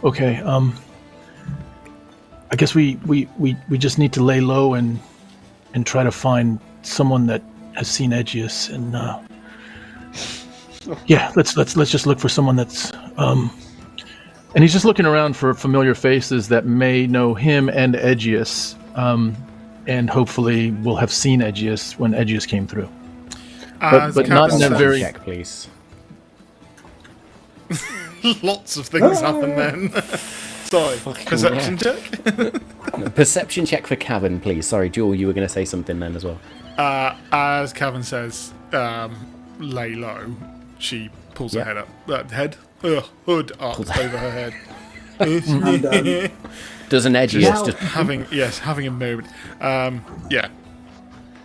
Cool. now Lex is newly attuned to emotions full stop, but also now we have a shared emotional conscious. I feel like Lex is extra receptive to that, and he can't help it, but he ends up matching people's emotions even though he doesn't want to. So he's like, why do I feel nervous? I feel nervous. Kevin, are you nervous?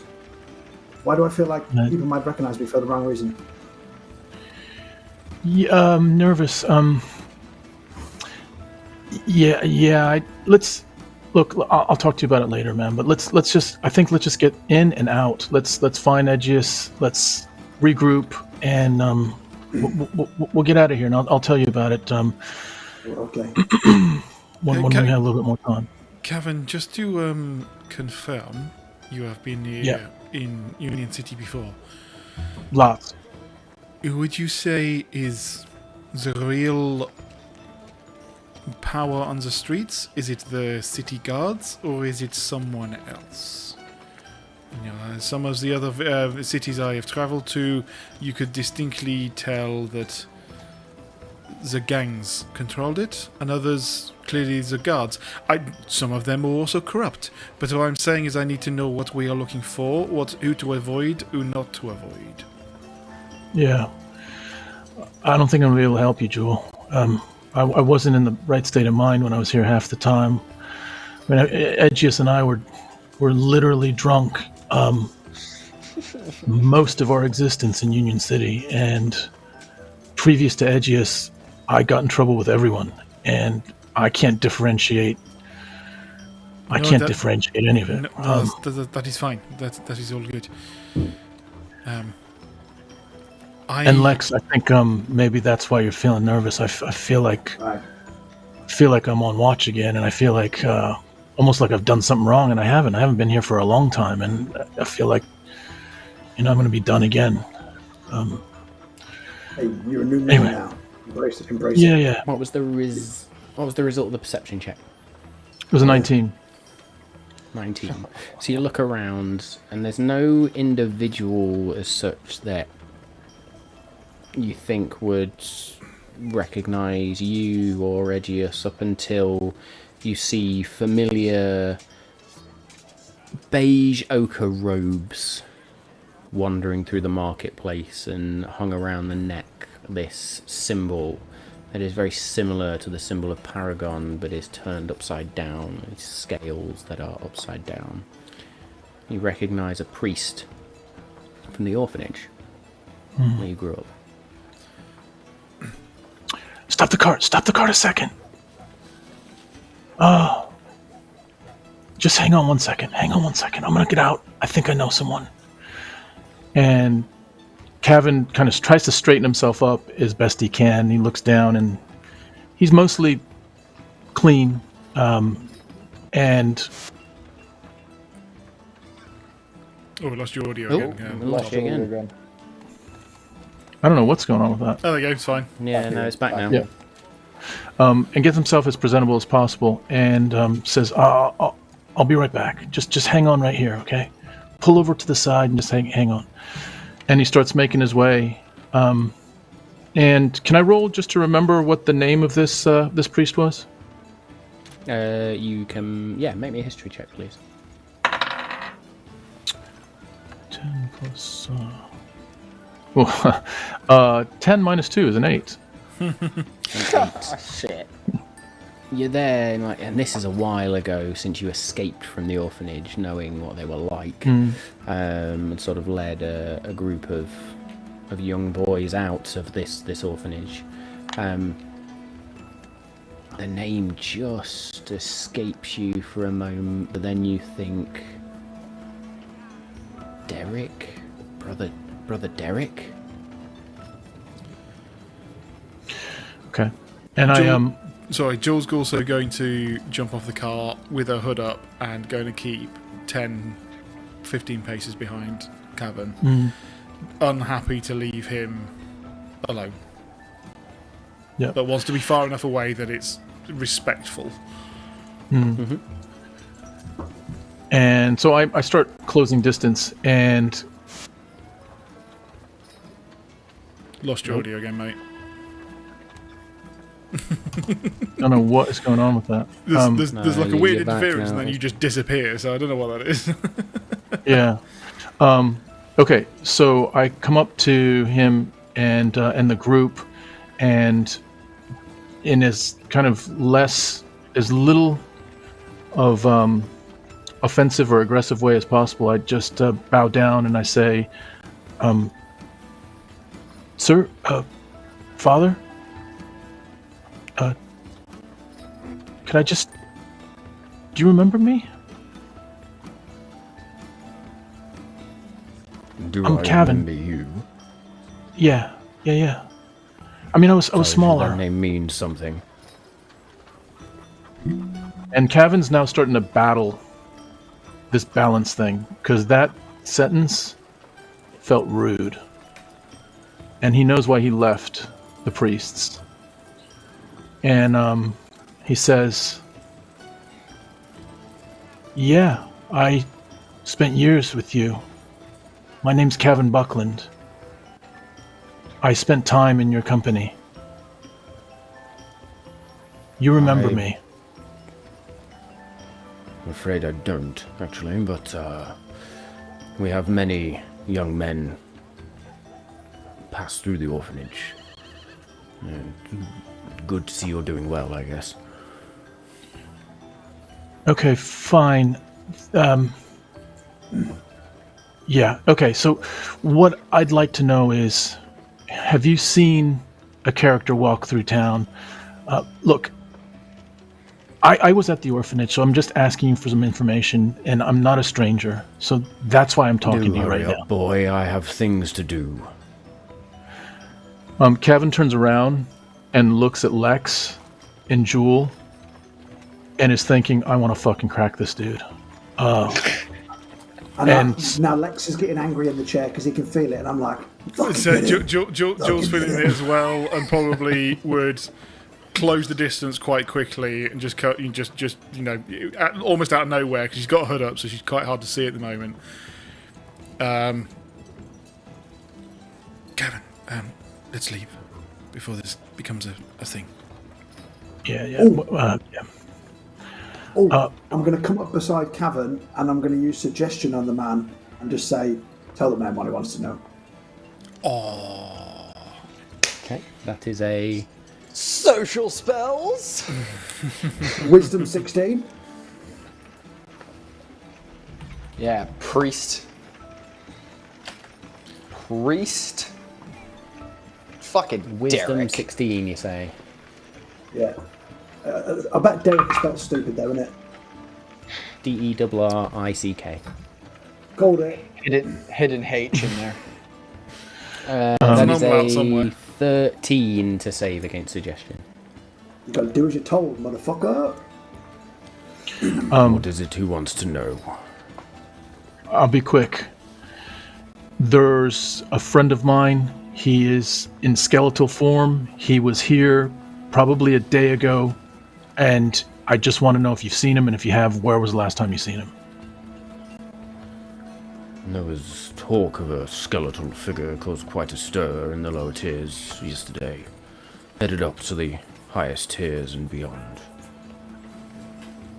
Okay. That's what we wanted to know. And in I this say, let's moment, as go. he completes the suggestion, just shakes his head. What did you do to me? Good day, thank you. And I walk off. Yeah.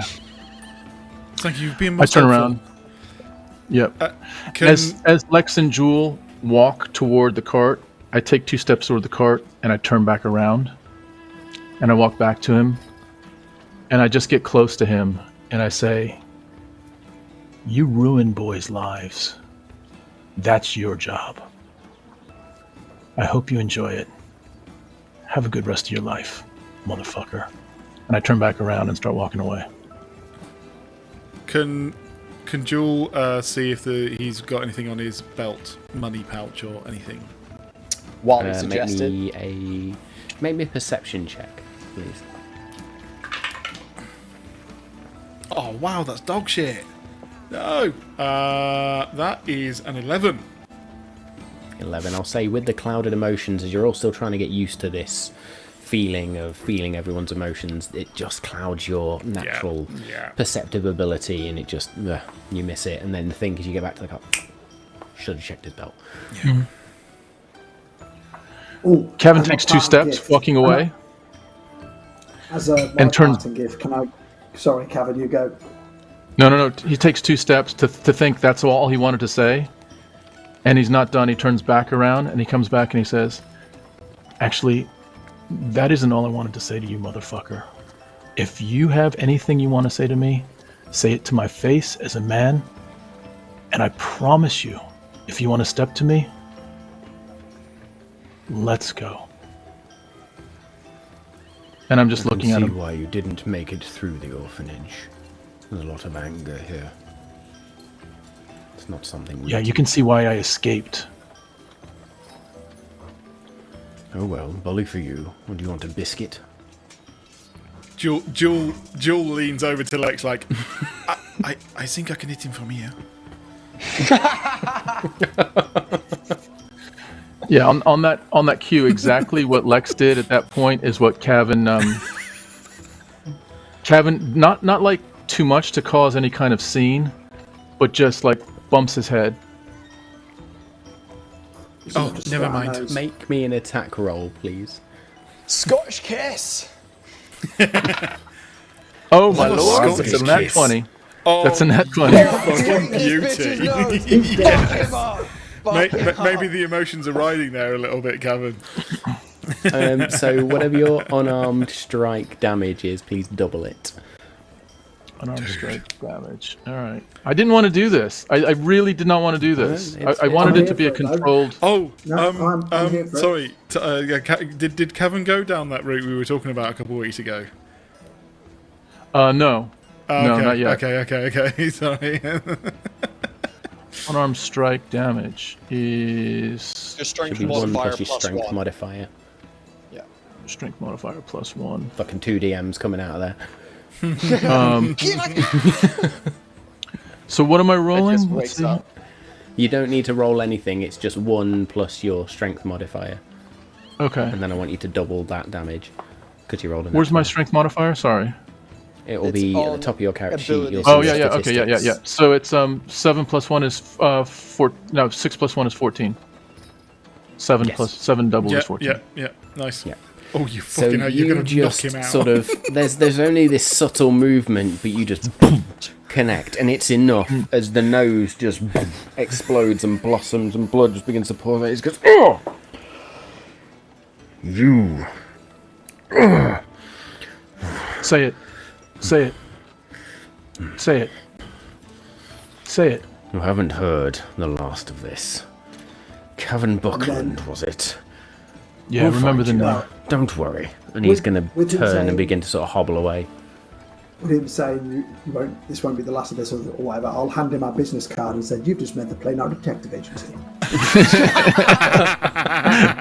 Sort of takes it, chucks it on the ground, spits, and walks off, holding his nose. And it's just sort of spots of blood that sort of on the right. As a guard wanders up to you, half orc individual. Well, that was entertaining. Well done. Those priests are dickheads. We were just making Thank you. friends. You're welcome. Yeah. Public service. Did I hear you asking about the skeleton person figure? Orange hair, were. by any chance? That's Yeah, the it's one. him. Yes. Yeah, that's the guy. He was seeking out a place called Kumoryu. Kenji Matsumoto, legendary sorcerer. There is a rumored path through the mountains at the top of the city.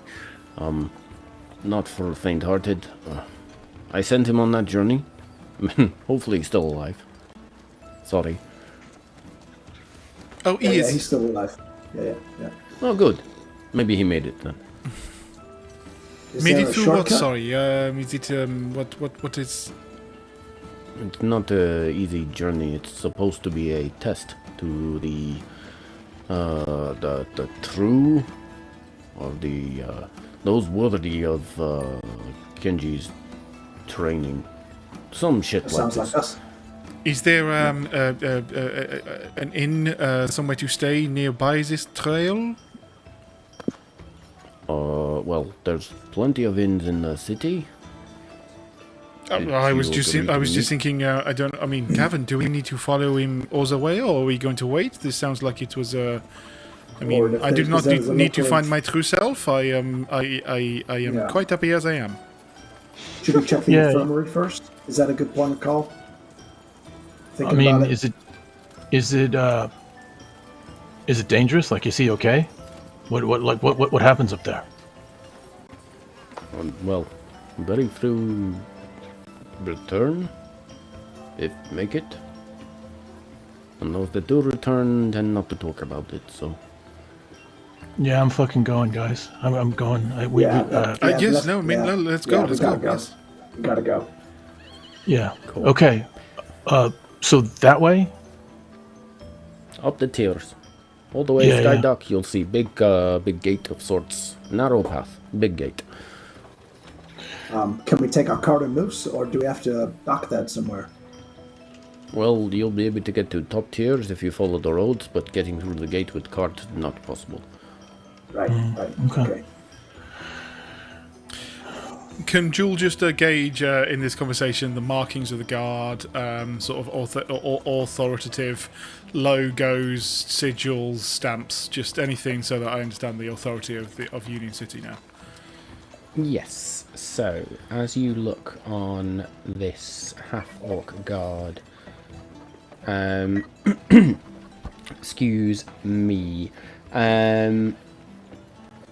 there's this sort of versatile design in armor that incorporates lightweight and flexible leather plates, if you like, fabrics from what you clearly recognize as sort of Drymerian.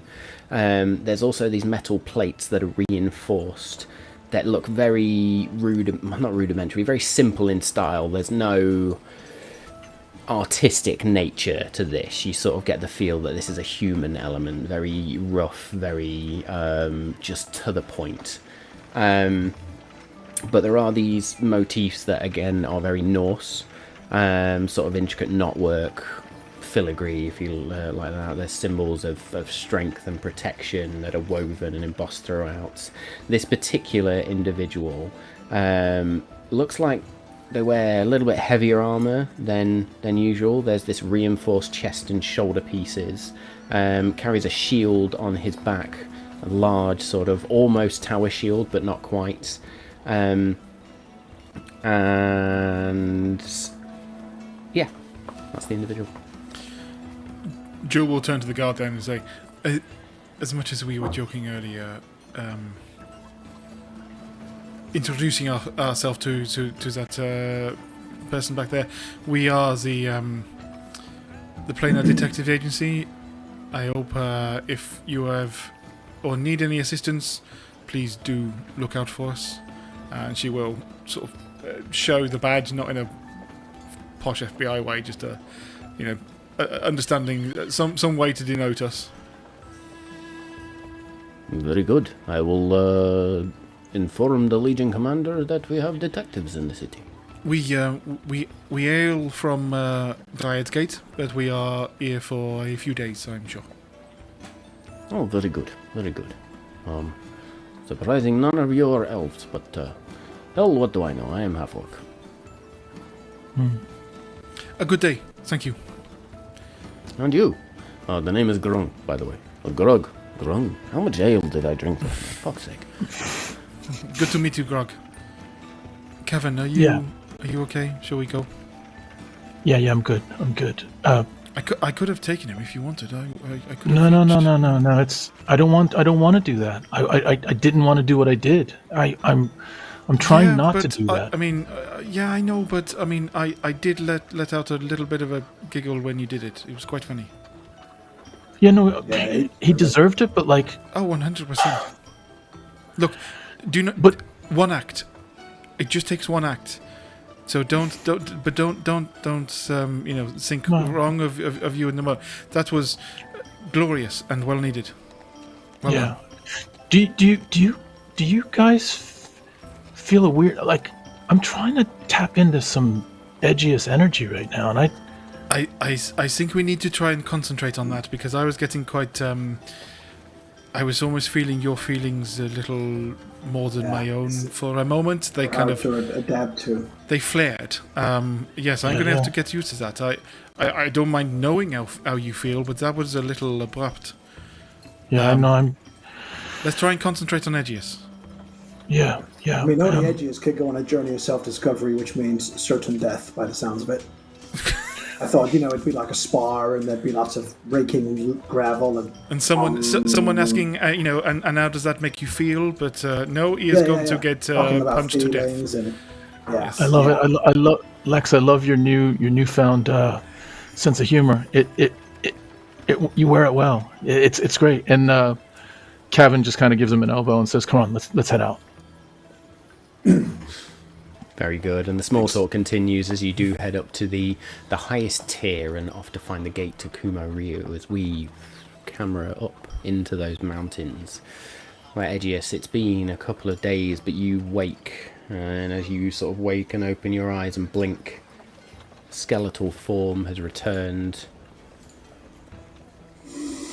And a voice. It's about time you woke up. You sleep weird, by the way. Oh my god, I was, sorry, you're just so unbelievably, I was having a dream. Edgious, like, tries to sit up, and his, like, ribs hurt. As Edgious, like, sits up, and, like, his rib, which has had, like, bandage wrapped around it where it's been broken, and his forearm, one of the two bones in his forearm, also has something similar. He's like, fuck! The dude really, what a... is he... As you say the dude, there is this backhanded slap to the back of your skull. Fuck! What the shit? That's He's not learned Sensei anything. Matsumoto to you, not the dude. Wait. Doesn't that denote that I'm one of his students now? You catch on quick. I like to think so. I'm a detective, I'll have you know. And he pulls out a card and hands her the Planar Detective Agency card. She just sort of looks down at it. That's cute. Sassy motherfucker. You're getting your ass handed to you for the second time tonight, AJ. Do you have any, I don't know, grub or something? And what the fuck is this healing job? My friend Lex can, like, seal a bone back together with, like, a wave of a hand. You guys just wrapped some bandage? You know magic exists, right? You know that's a thing. You talk far too much. By the way, yes, we know how to heal people.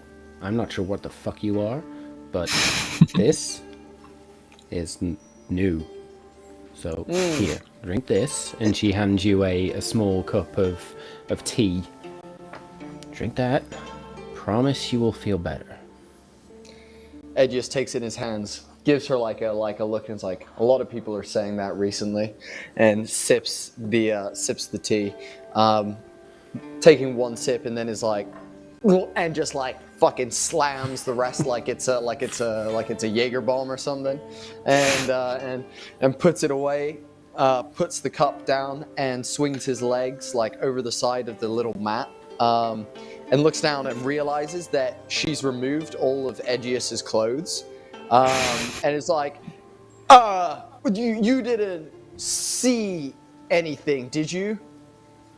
I didn't do the removal of the clothes. That was left down to the male members. There's more of you. It's a village. Yes, there's more of us. Just when we were the other day, it was just cool. Where's my stuff? Can you walk?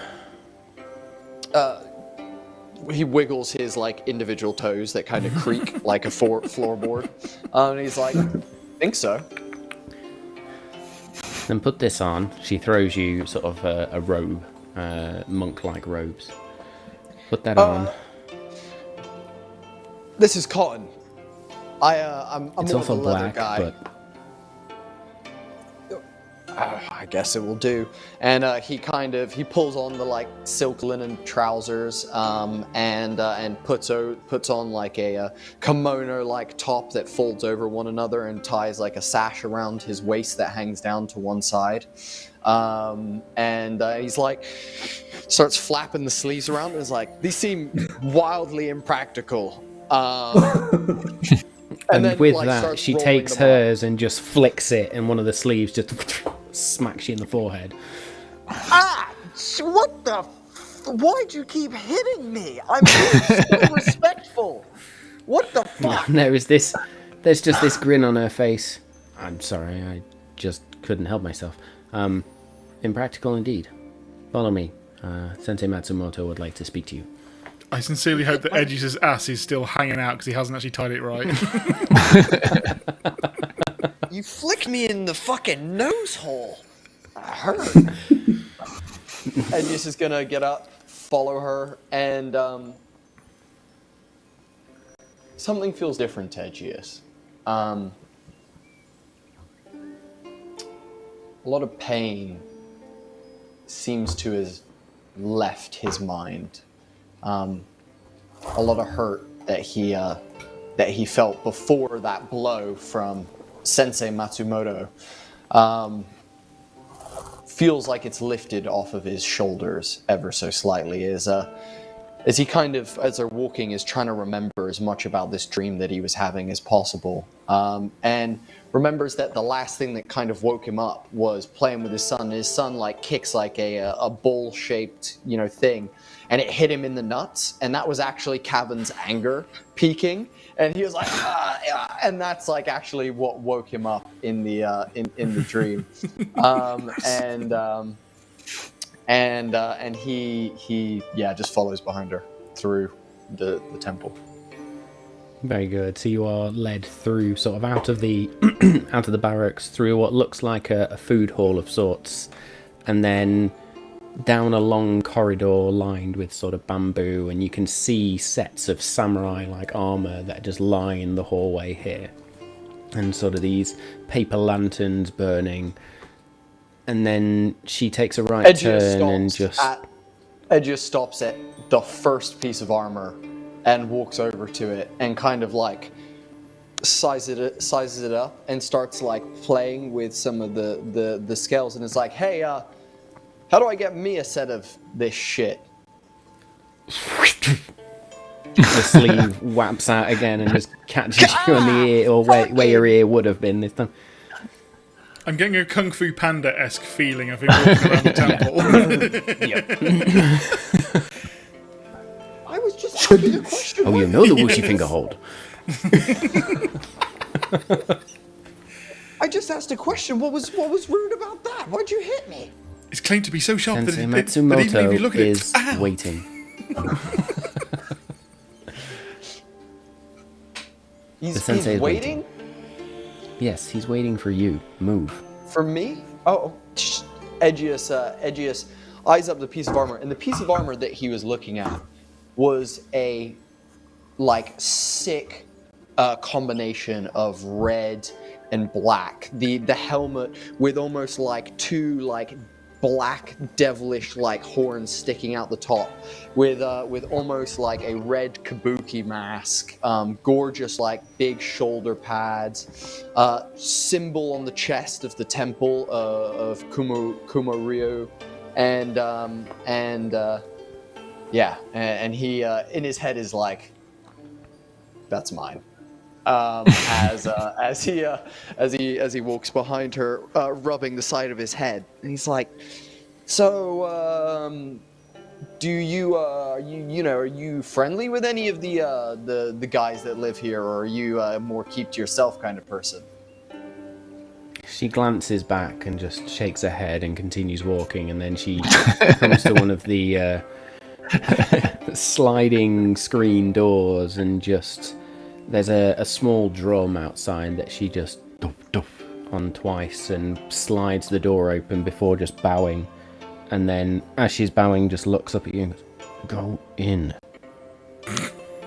Edgious is like, "Well, good day to you too," and steps on through the threshold, and the door slides behind him, and he's like, "The dude?"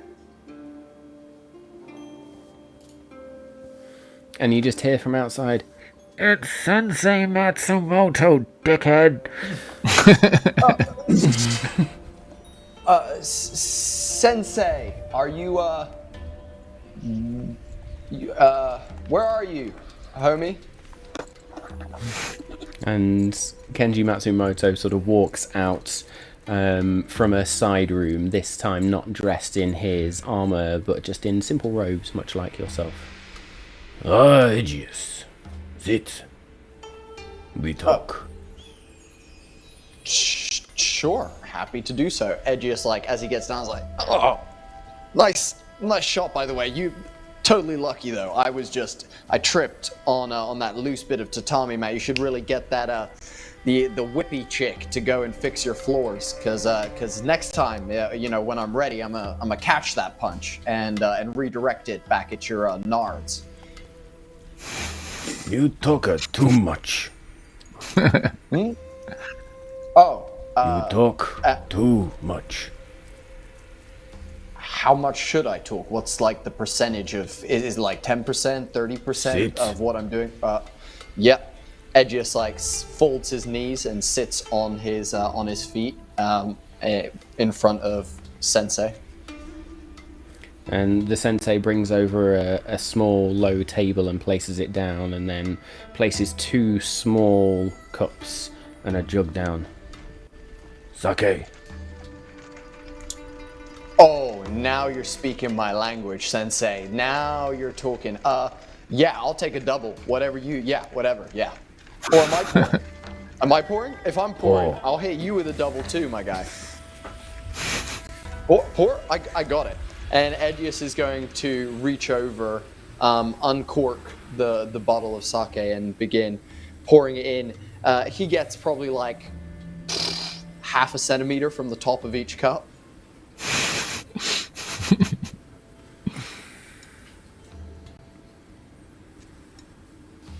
You will learn subtlety, maybe. As he's saying this, Edgious is already just like drinking. He's like, oh yeah, you think? Kenji takes the small cup of sake and just raises it, bows to you. In honor of our duel. Yeah, I mean it was good fun. I mean you're yeah. I mean sure. Well yeah. Jewel? Do you think it was a jewel? I thought it was. Yeah, sure. What's up? What's the plan today? Are we just drinking and training? Do you always train drunk? Is that some like drunken master? Like whoa, kind of stagger around, punch some boards. What's the plan? Sits there in silence for a few seconds, just blinking and staring at you. Wait. What did you say to me when you punched me? You said something about that I'm, what was it, like, nud? I think you said nud? Should? I should? What did you say? Sensei. And Edgious, taking a note from him, kind of places his hands in his lap, trying to just mirror him a little bit. And as you do that, he then takes the jug and pours a little bit more into your cup. And raises his cup once again. You are good, Edgious. Edgious grabs the cup, slams it, and is like, puts it down on the table a little bit too hard, and is like, damn right, you should have seen the stuff I was doing back in Dryad's Gate. Me and the boys and our cat girl, our not girlfriend, but friend that is female, we were like, yeah, lots of good stuff, like all the good things, trust me. Like you would have loved it, Sensei. You would have been real proud of me. Aye. You talk too much. Over to you. I asked, join fight. Show me who you are. Who are you, Edgious Bones?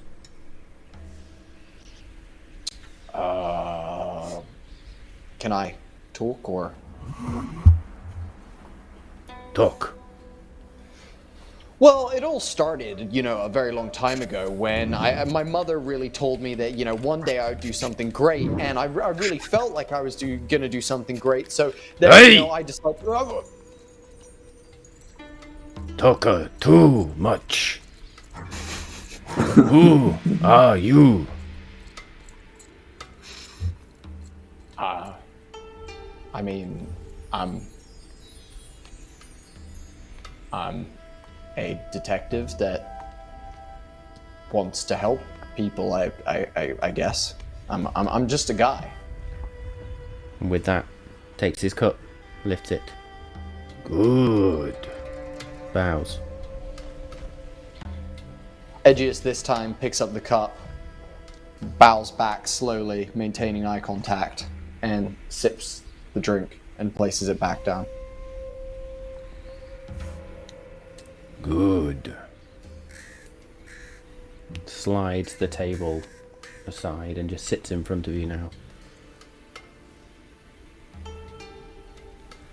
Then going to take out a small wooden contraption and spins these rings that sort of overlap as they begin to just spin and overlap faster and faster and faster and almost don't slow and stop. You like child's toy. All chaos. No center. I mean, I do like that toy. It seems pretty dope. I reckon I'd probably be pretty good at using it. Hey! Listen. No talker. Oh, sorry. Yep, you're right. You like child's toy. Chaos and frenzy. In chaos, no balance. No true strike. Must find center. Must find balance. As he says, you must find balance. Edgious flashes back to a conversation that Lex and Kavan had with one another about their respective kind of religious entities telling them about balance, and that balance is the important part, that finding that peace and that levelness is what's important. And Edgious in his head is like, well, at least he's not a god telling me to do it.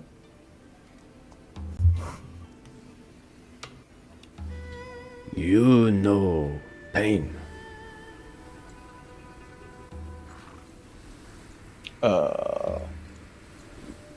I mean, especially from where you punched me, yeah. No.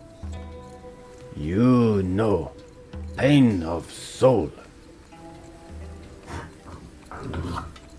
I mean, yeah, I've been through some shit.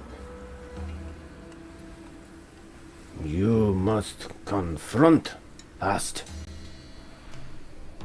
Deal with pain.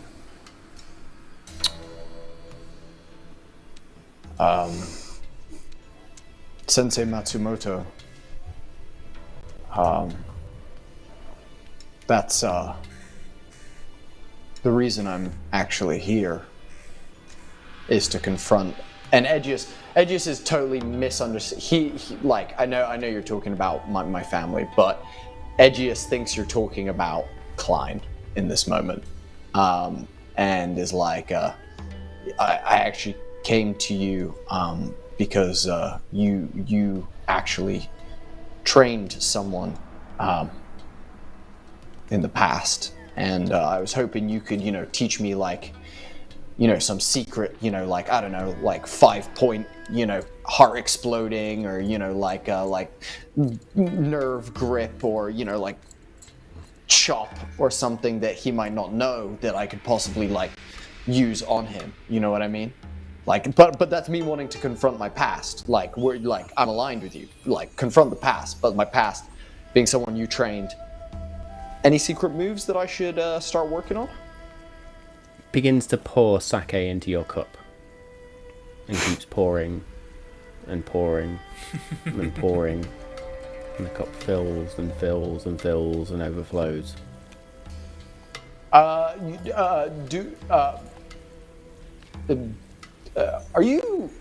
Can you see? Places the jug down. Cup like mind. Empty cup. Empty mind.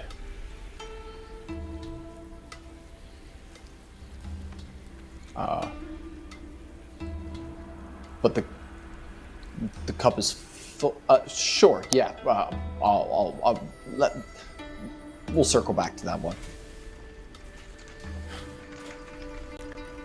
You seek Klein.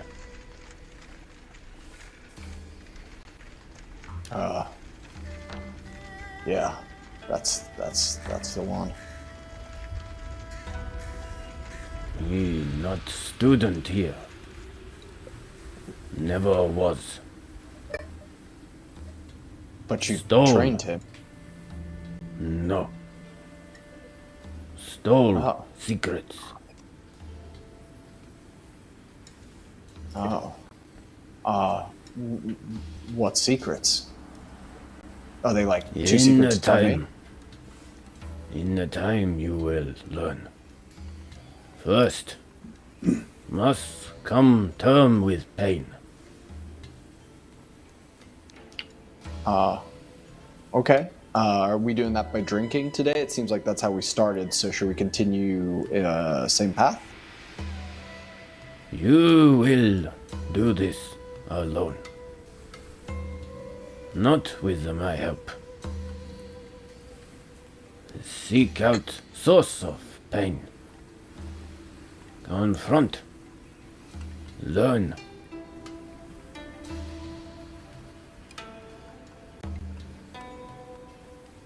And then... Is that something I do here? Or, like, in this room now? Do I meditate on it? Can you, like, just give me some, like, give Seek me a little out bit of the advice? source of pain. Within me, or like the actual source of my pain in the world? Hey. You talk too much. Yup. You have pain here. Here. In heart. Points to your heart. Here. In city. Yeah. Deal with pain. Confront. Embrace. Your choice. Okay. And then once I've confronted pain, do I come back and you like teach me some secret wushu like attacks like the like the eagle death punch, the ultimate punch, 2 fists, 1 foot? Empty cup.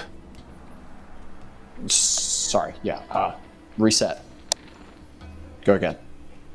So after I've confronted, where do I go? When you know who you are, you return.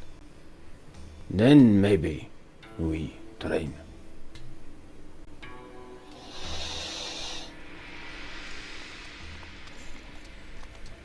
Okay.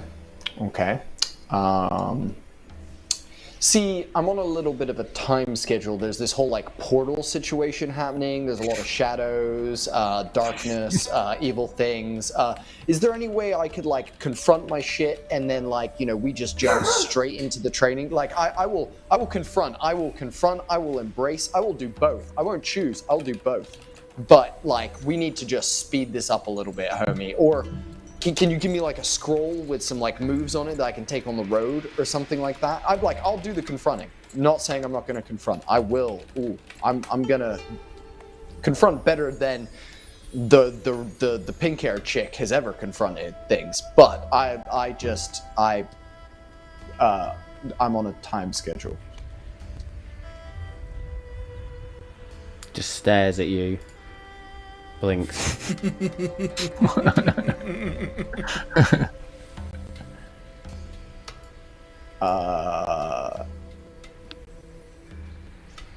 Silence to you means yes.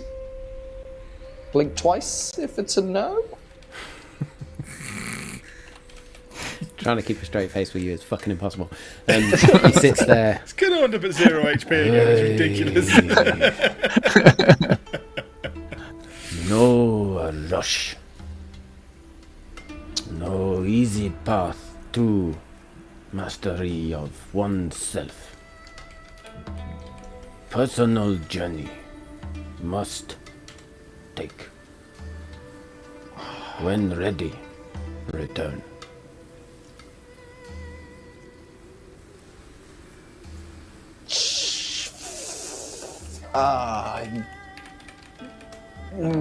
Like these riddles, my guy. You know, you're so right. I'm gonna. Well, I'll hop to that now. If you can just direct me as to where my clothes are, I'll go grab those. I'll head back down the old path of terror that you guys put me through. Thanks for that, by the way. And then I will. I'll come back and I don't know. Should we say like 3 hours time? And we'll and we'll reconvene. We'll make a plan. You can help me strategize. You seem like you're very good at that, and I understand there's no easy path. And look, dude, I'm willing to make whatever adjustments I need to make. But so you know how you live on this world with me, Sensei, right? We're here, material people on this planet together, right? You feel me? Cool. So, my people, my friends, and my cat female friend that I mentioned a second ago, we are trying to save this plane that we live on because there's a dude, Klein, and 2 other dudes who are being total dicks right now and are bringing shadowy dark creatures here to like fuck shit up. And so I look, man, I'm trying to be chill and I just need your help, man. Like, look, Edgious kind of like quiets himself down. Like, look, man, I'm willing to go on whatever journey you need me to go on. I know what you're saying. I'll go confront stuff, but you got to help me after that. Either you like come with me or like maybe you can come on a holiday. We're going to some like cool places, or maybe you can spare like a scroll, or you know, maybe just like maybe we could like. Have you ever heard of sending calls? It's kind of like something that used to be called Skype, but they changed the name to sending. Maybe we can have a like, you know, a like call with each other like once a week or something and catch it. You can watch me doing my like forms, you know, like you know, like oh yeah. Be quiet.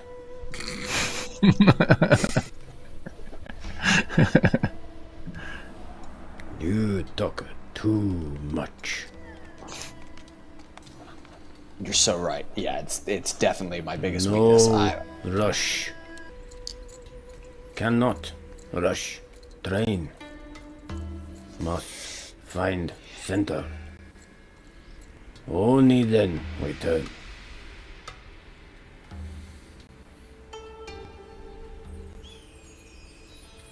Cool. I will do that, Sensei. And I appreciate you very much. You guys, by the way, for the rest of you above table, would be feeling unbelievable frustration right now from Edgious. Like a level of frustration that is... Bodhi, we're not connected to the sensei, so I don't know why we would be feeling that much frustration. I don't know what you're Also, I swear Kavan has a higher intelligence now. I like just feel it. I just...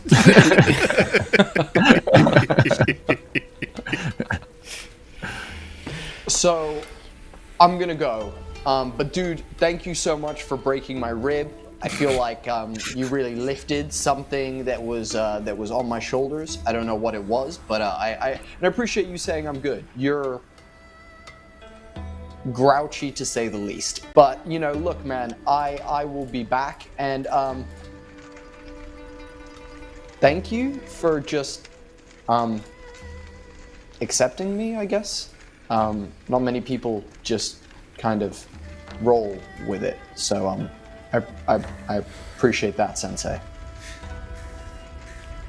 He then takes out a piece of black velvet cloth, what it looks like, and pours sake over the top of it, and then snaps his hands out, and the cloth just hovers there for a minute.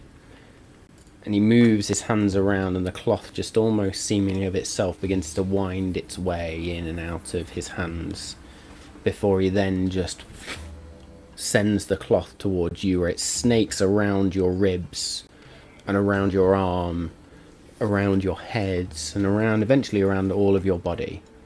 Oh, thanks. And as the velvet returns to his hand and he just and holds it, it is dry. For some reason, the pains that you had are now gone. Oh, now that was clever. That was cool. That was really cool, Sensei. And when I find that center, which is gonna be super center, I promise, like the most center you've ever seen out of all your students. Just you watch.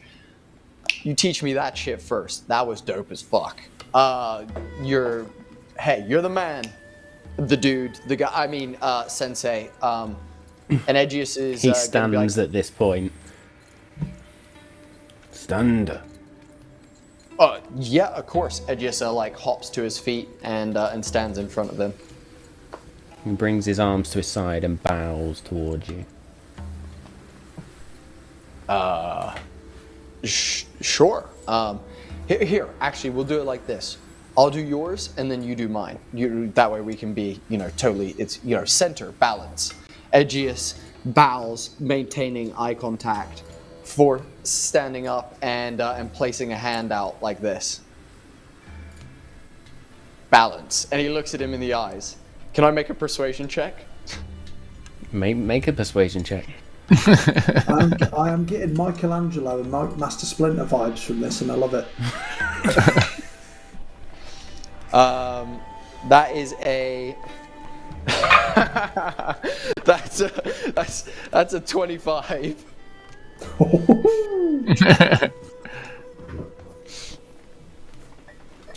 Sensei then stands up. Hey. Raises his hand. I grab his hand and I dap him up. I pull him in for like an embrace, and I get real close to his ear. Well, you go to pull him in, and he just doesn't shift. You find yourself just moving towards him. I totally. I pull myself into him, and I get real close, and I like dap him up on the back as our like hands are like almost between us, but like on our hearts as we're kind of like offset from one another. And I lean forward into his ear, and I go, At this moment, like, Edgious' demeanor changes dramatically. He takes a second, holds him there tight, and says, I promise to make you proud. I'll be back.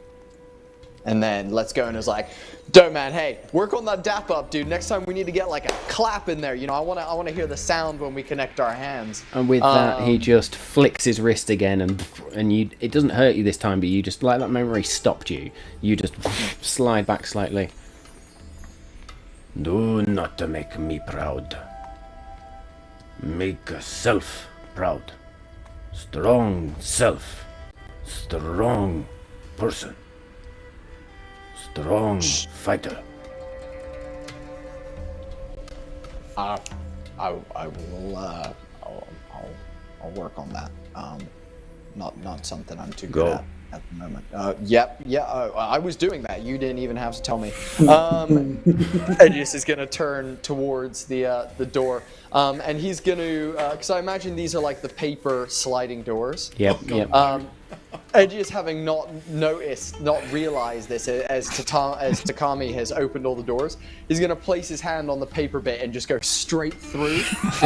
And can I try and, without knowing it, can I try and like accidentally either like hit or like if Takami's on the other side, can I Make pull me a on her hair performance check, accidentally or please. something like that? That's a that's a 22. 22. How do you want to do it? Edgious like rips through, and like as he falls, he goes to grab something and just grabs Takami's hair on the other side. Oh shit! Sensei, I didn't even know. Who knew this was paper? I thought it was plaster. What the hell was that? I am so sorry. I didn't mean to break your temple. When I come back, I promise to fix it. Hey, still train me. I'm good. Remember, I'm good. Edgious. Shut up. Get out. Yes, and he's gonna walk to the door, and he's gonna bow at Sensei again and be like, Sensei, catch her on the flip side. And as you turn and look back into the room, Sensei's not there. Oh, that was a cool trick. Hey, Takami, did you have to find your center? Did he like make you go like, I don't know, fucking balance or some shit? Edgious. Get out. Yeah. I need my shit first. Do you have my weights, my leather jacket, my She trousers, points my down boots? and there's a small pile on the floor of all of your gear. What was the point of me even wearing these? I should have just put on the other stuff. This was almost like a waste of time. And Edgious is gonna take off the monk robes and kind of just like strew them to one side, not folded, and just kind of like drop them on the floor in front of Takami and be like, can you, like, I know you're gonna tell me to get out, but any advice? First of all, take those with you. They're yours now. Oh, great. Second of all, for Edgious is gonna skeleton, stuff them in you've his got a cute bag. butt.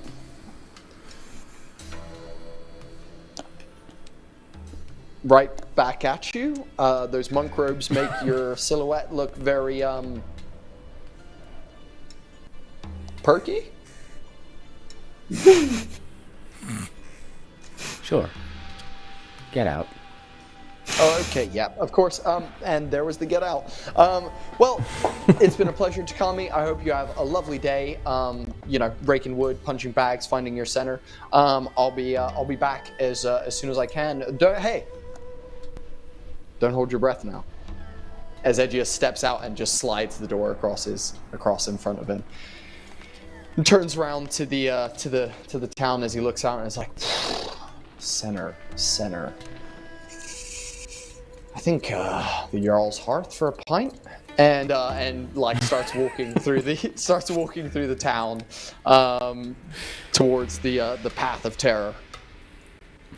And as you get to the Path of Terror, rather than a Path of Terror, you see just a winding mountain path when you see the city below. Easy enough.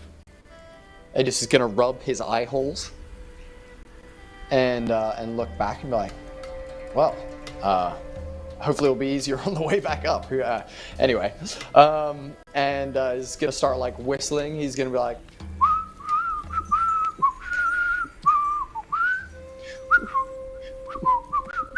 as he's like kind of winding his way down the mountain path towards Jezebel, and as he comes to the gate, Jezebel will be like turned round, kind of like almost looking like they're being fed by someone, and Edgious is gonna be like, hey, get away from my moose! As Jezebel kind of looks up to reveal the homies, The party.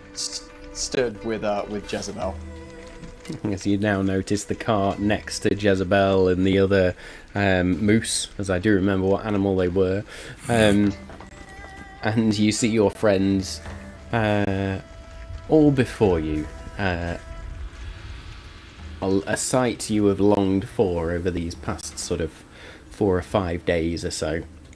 And we will say as you all sort of regroup and come together and say your hellos and reacquaint yourselves with each other, that is where we will leave it for tonight, my friends, with a fantastic episode, if I do say so myself. We are definitely excelling ourselves over the last 4 or 5, so we are definitely doing so well. I am all for every moment of this. So thank you all for being awesome. Thank you so much everybody for joining us tonight. I hope you've had fun. I certainly have. Yes, not much more to say other than if you have backed Sky Zephyrs, then please go and check out your latest sort of potential tool that you can go and grab. And if you do want a copy of that hardback, please go and get your hands on that through the shop as well. I don't think there's much more to say. Other than please come and join us again next week to see what happens to the Planar Detective Agency in Union City. Where will they go? What will they do? How will Edgious find his centre? And will Lex finally make a dick joke? Stay tuned, folks. All to be revealed in the next few weeks' episodes. This has been episode 51 of Malt Magic Campaign 2. We have been the Malt Magic crew. We love you all. Stay safe, and we will see you next time.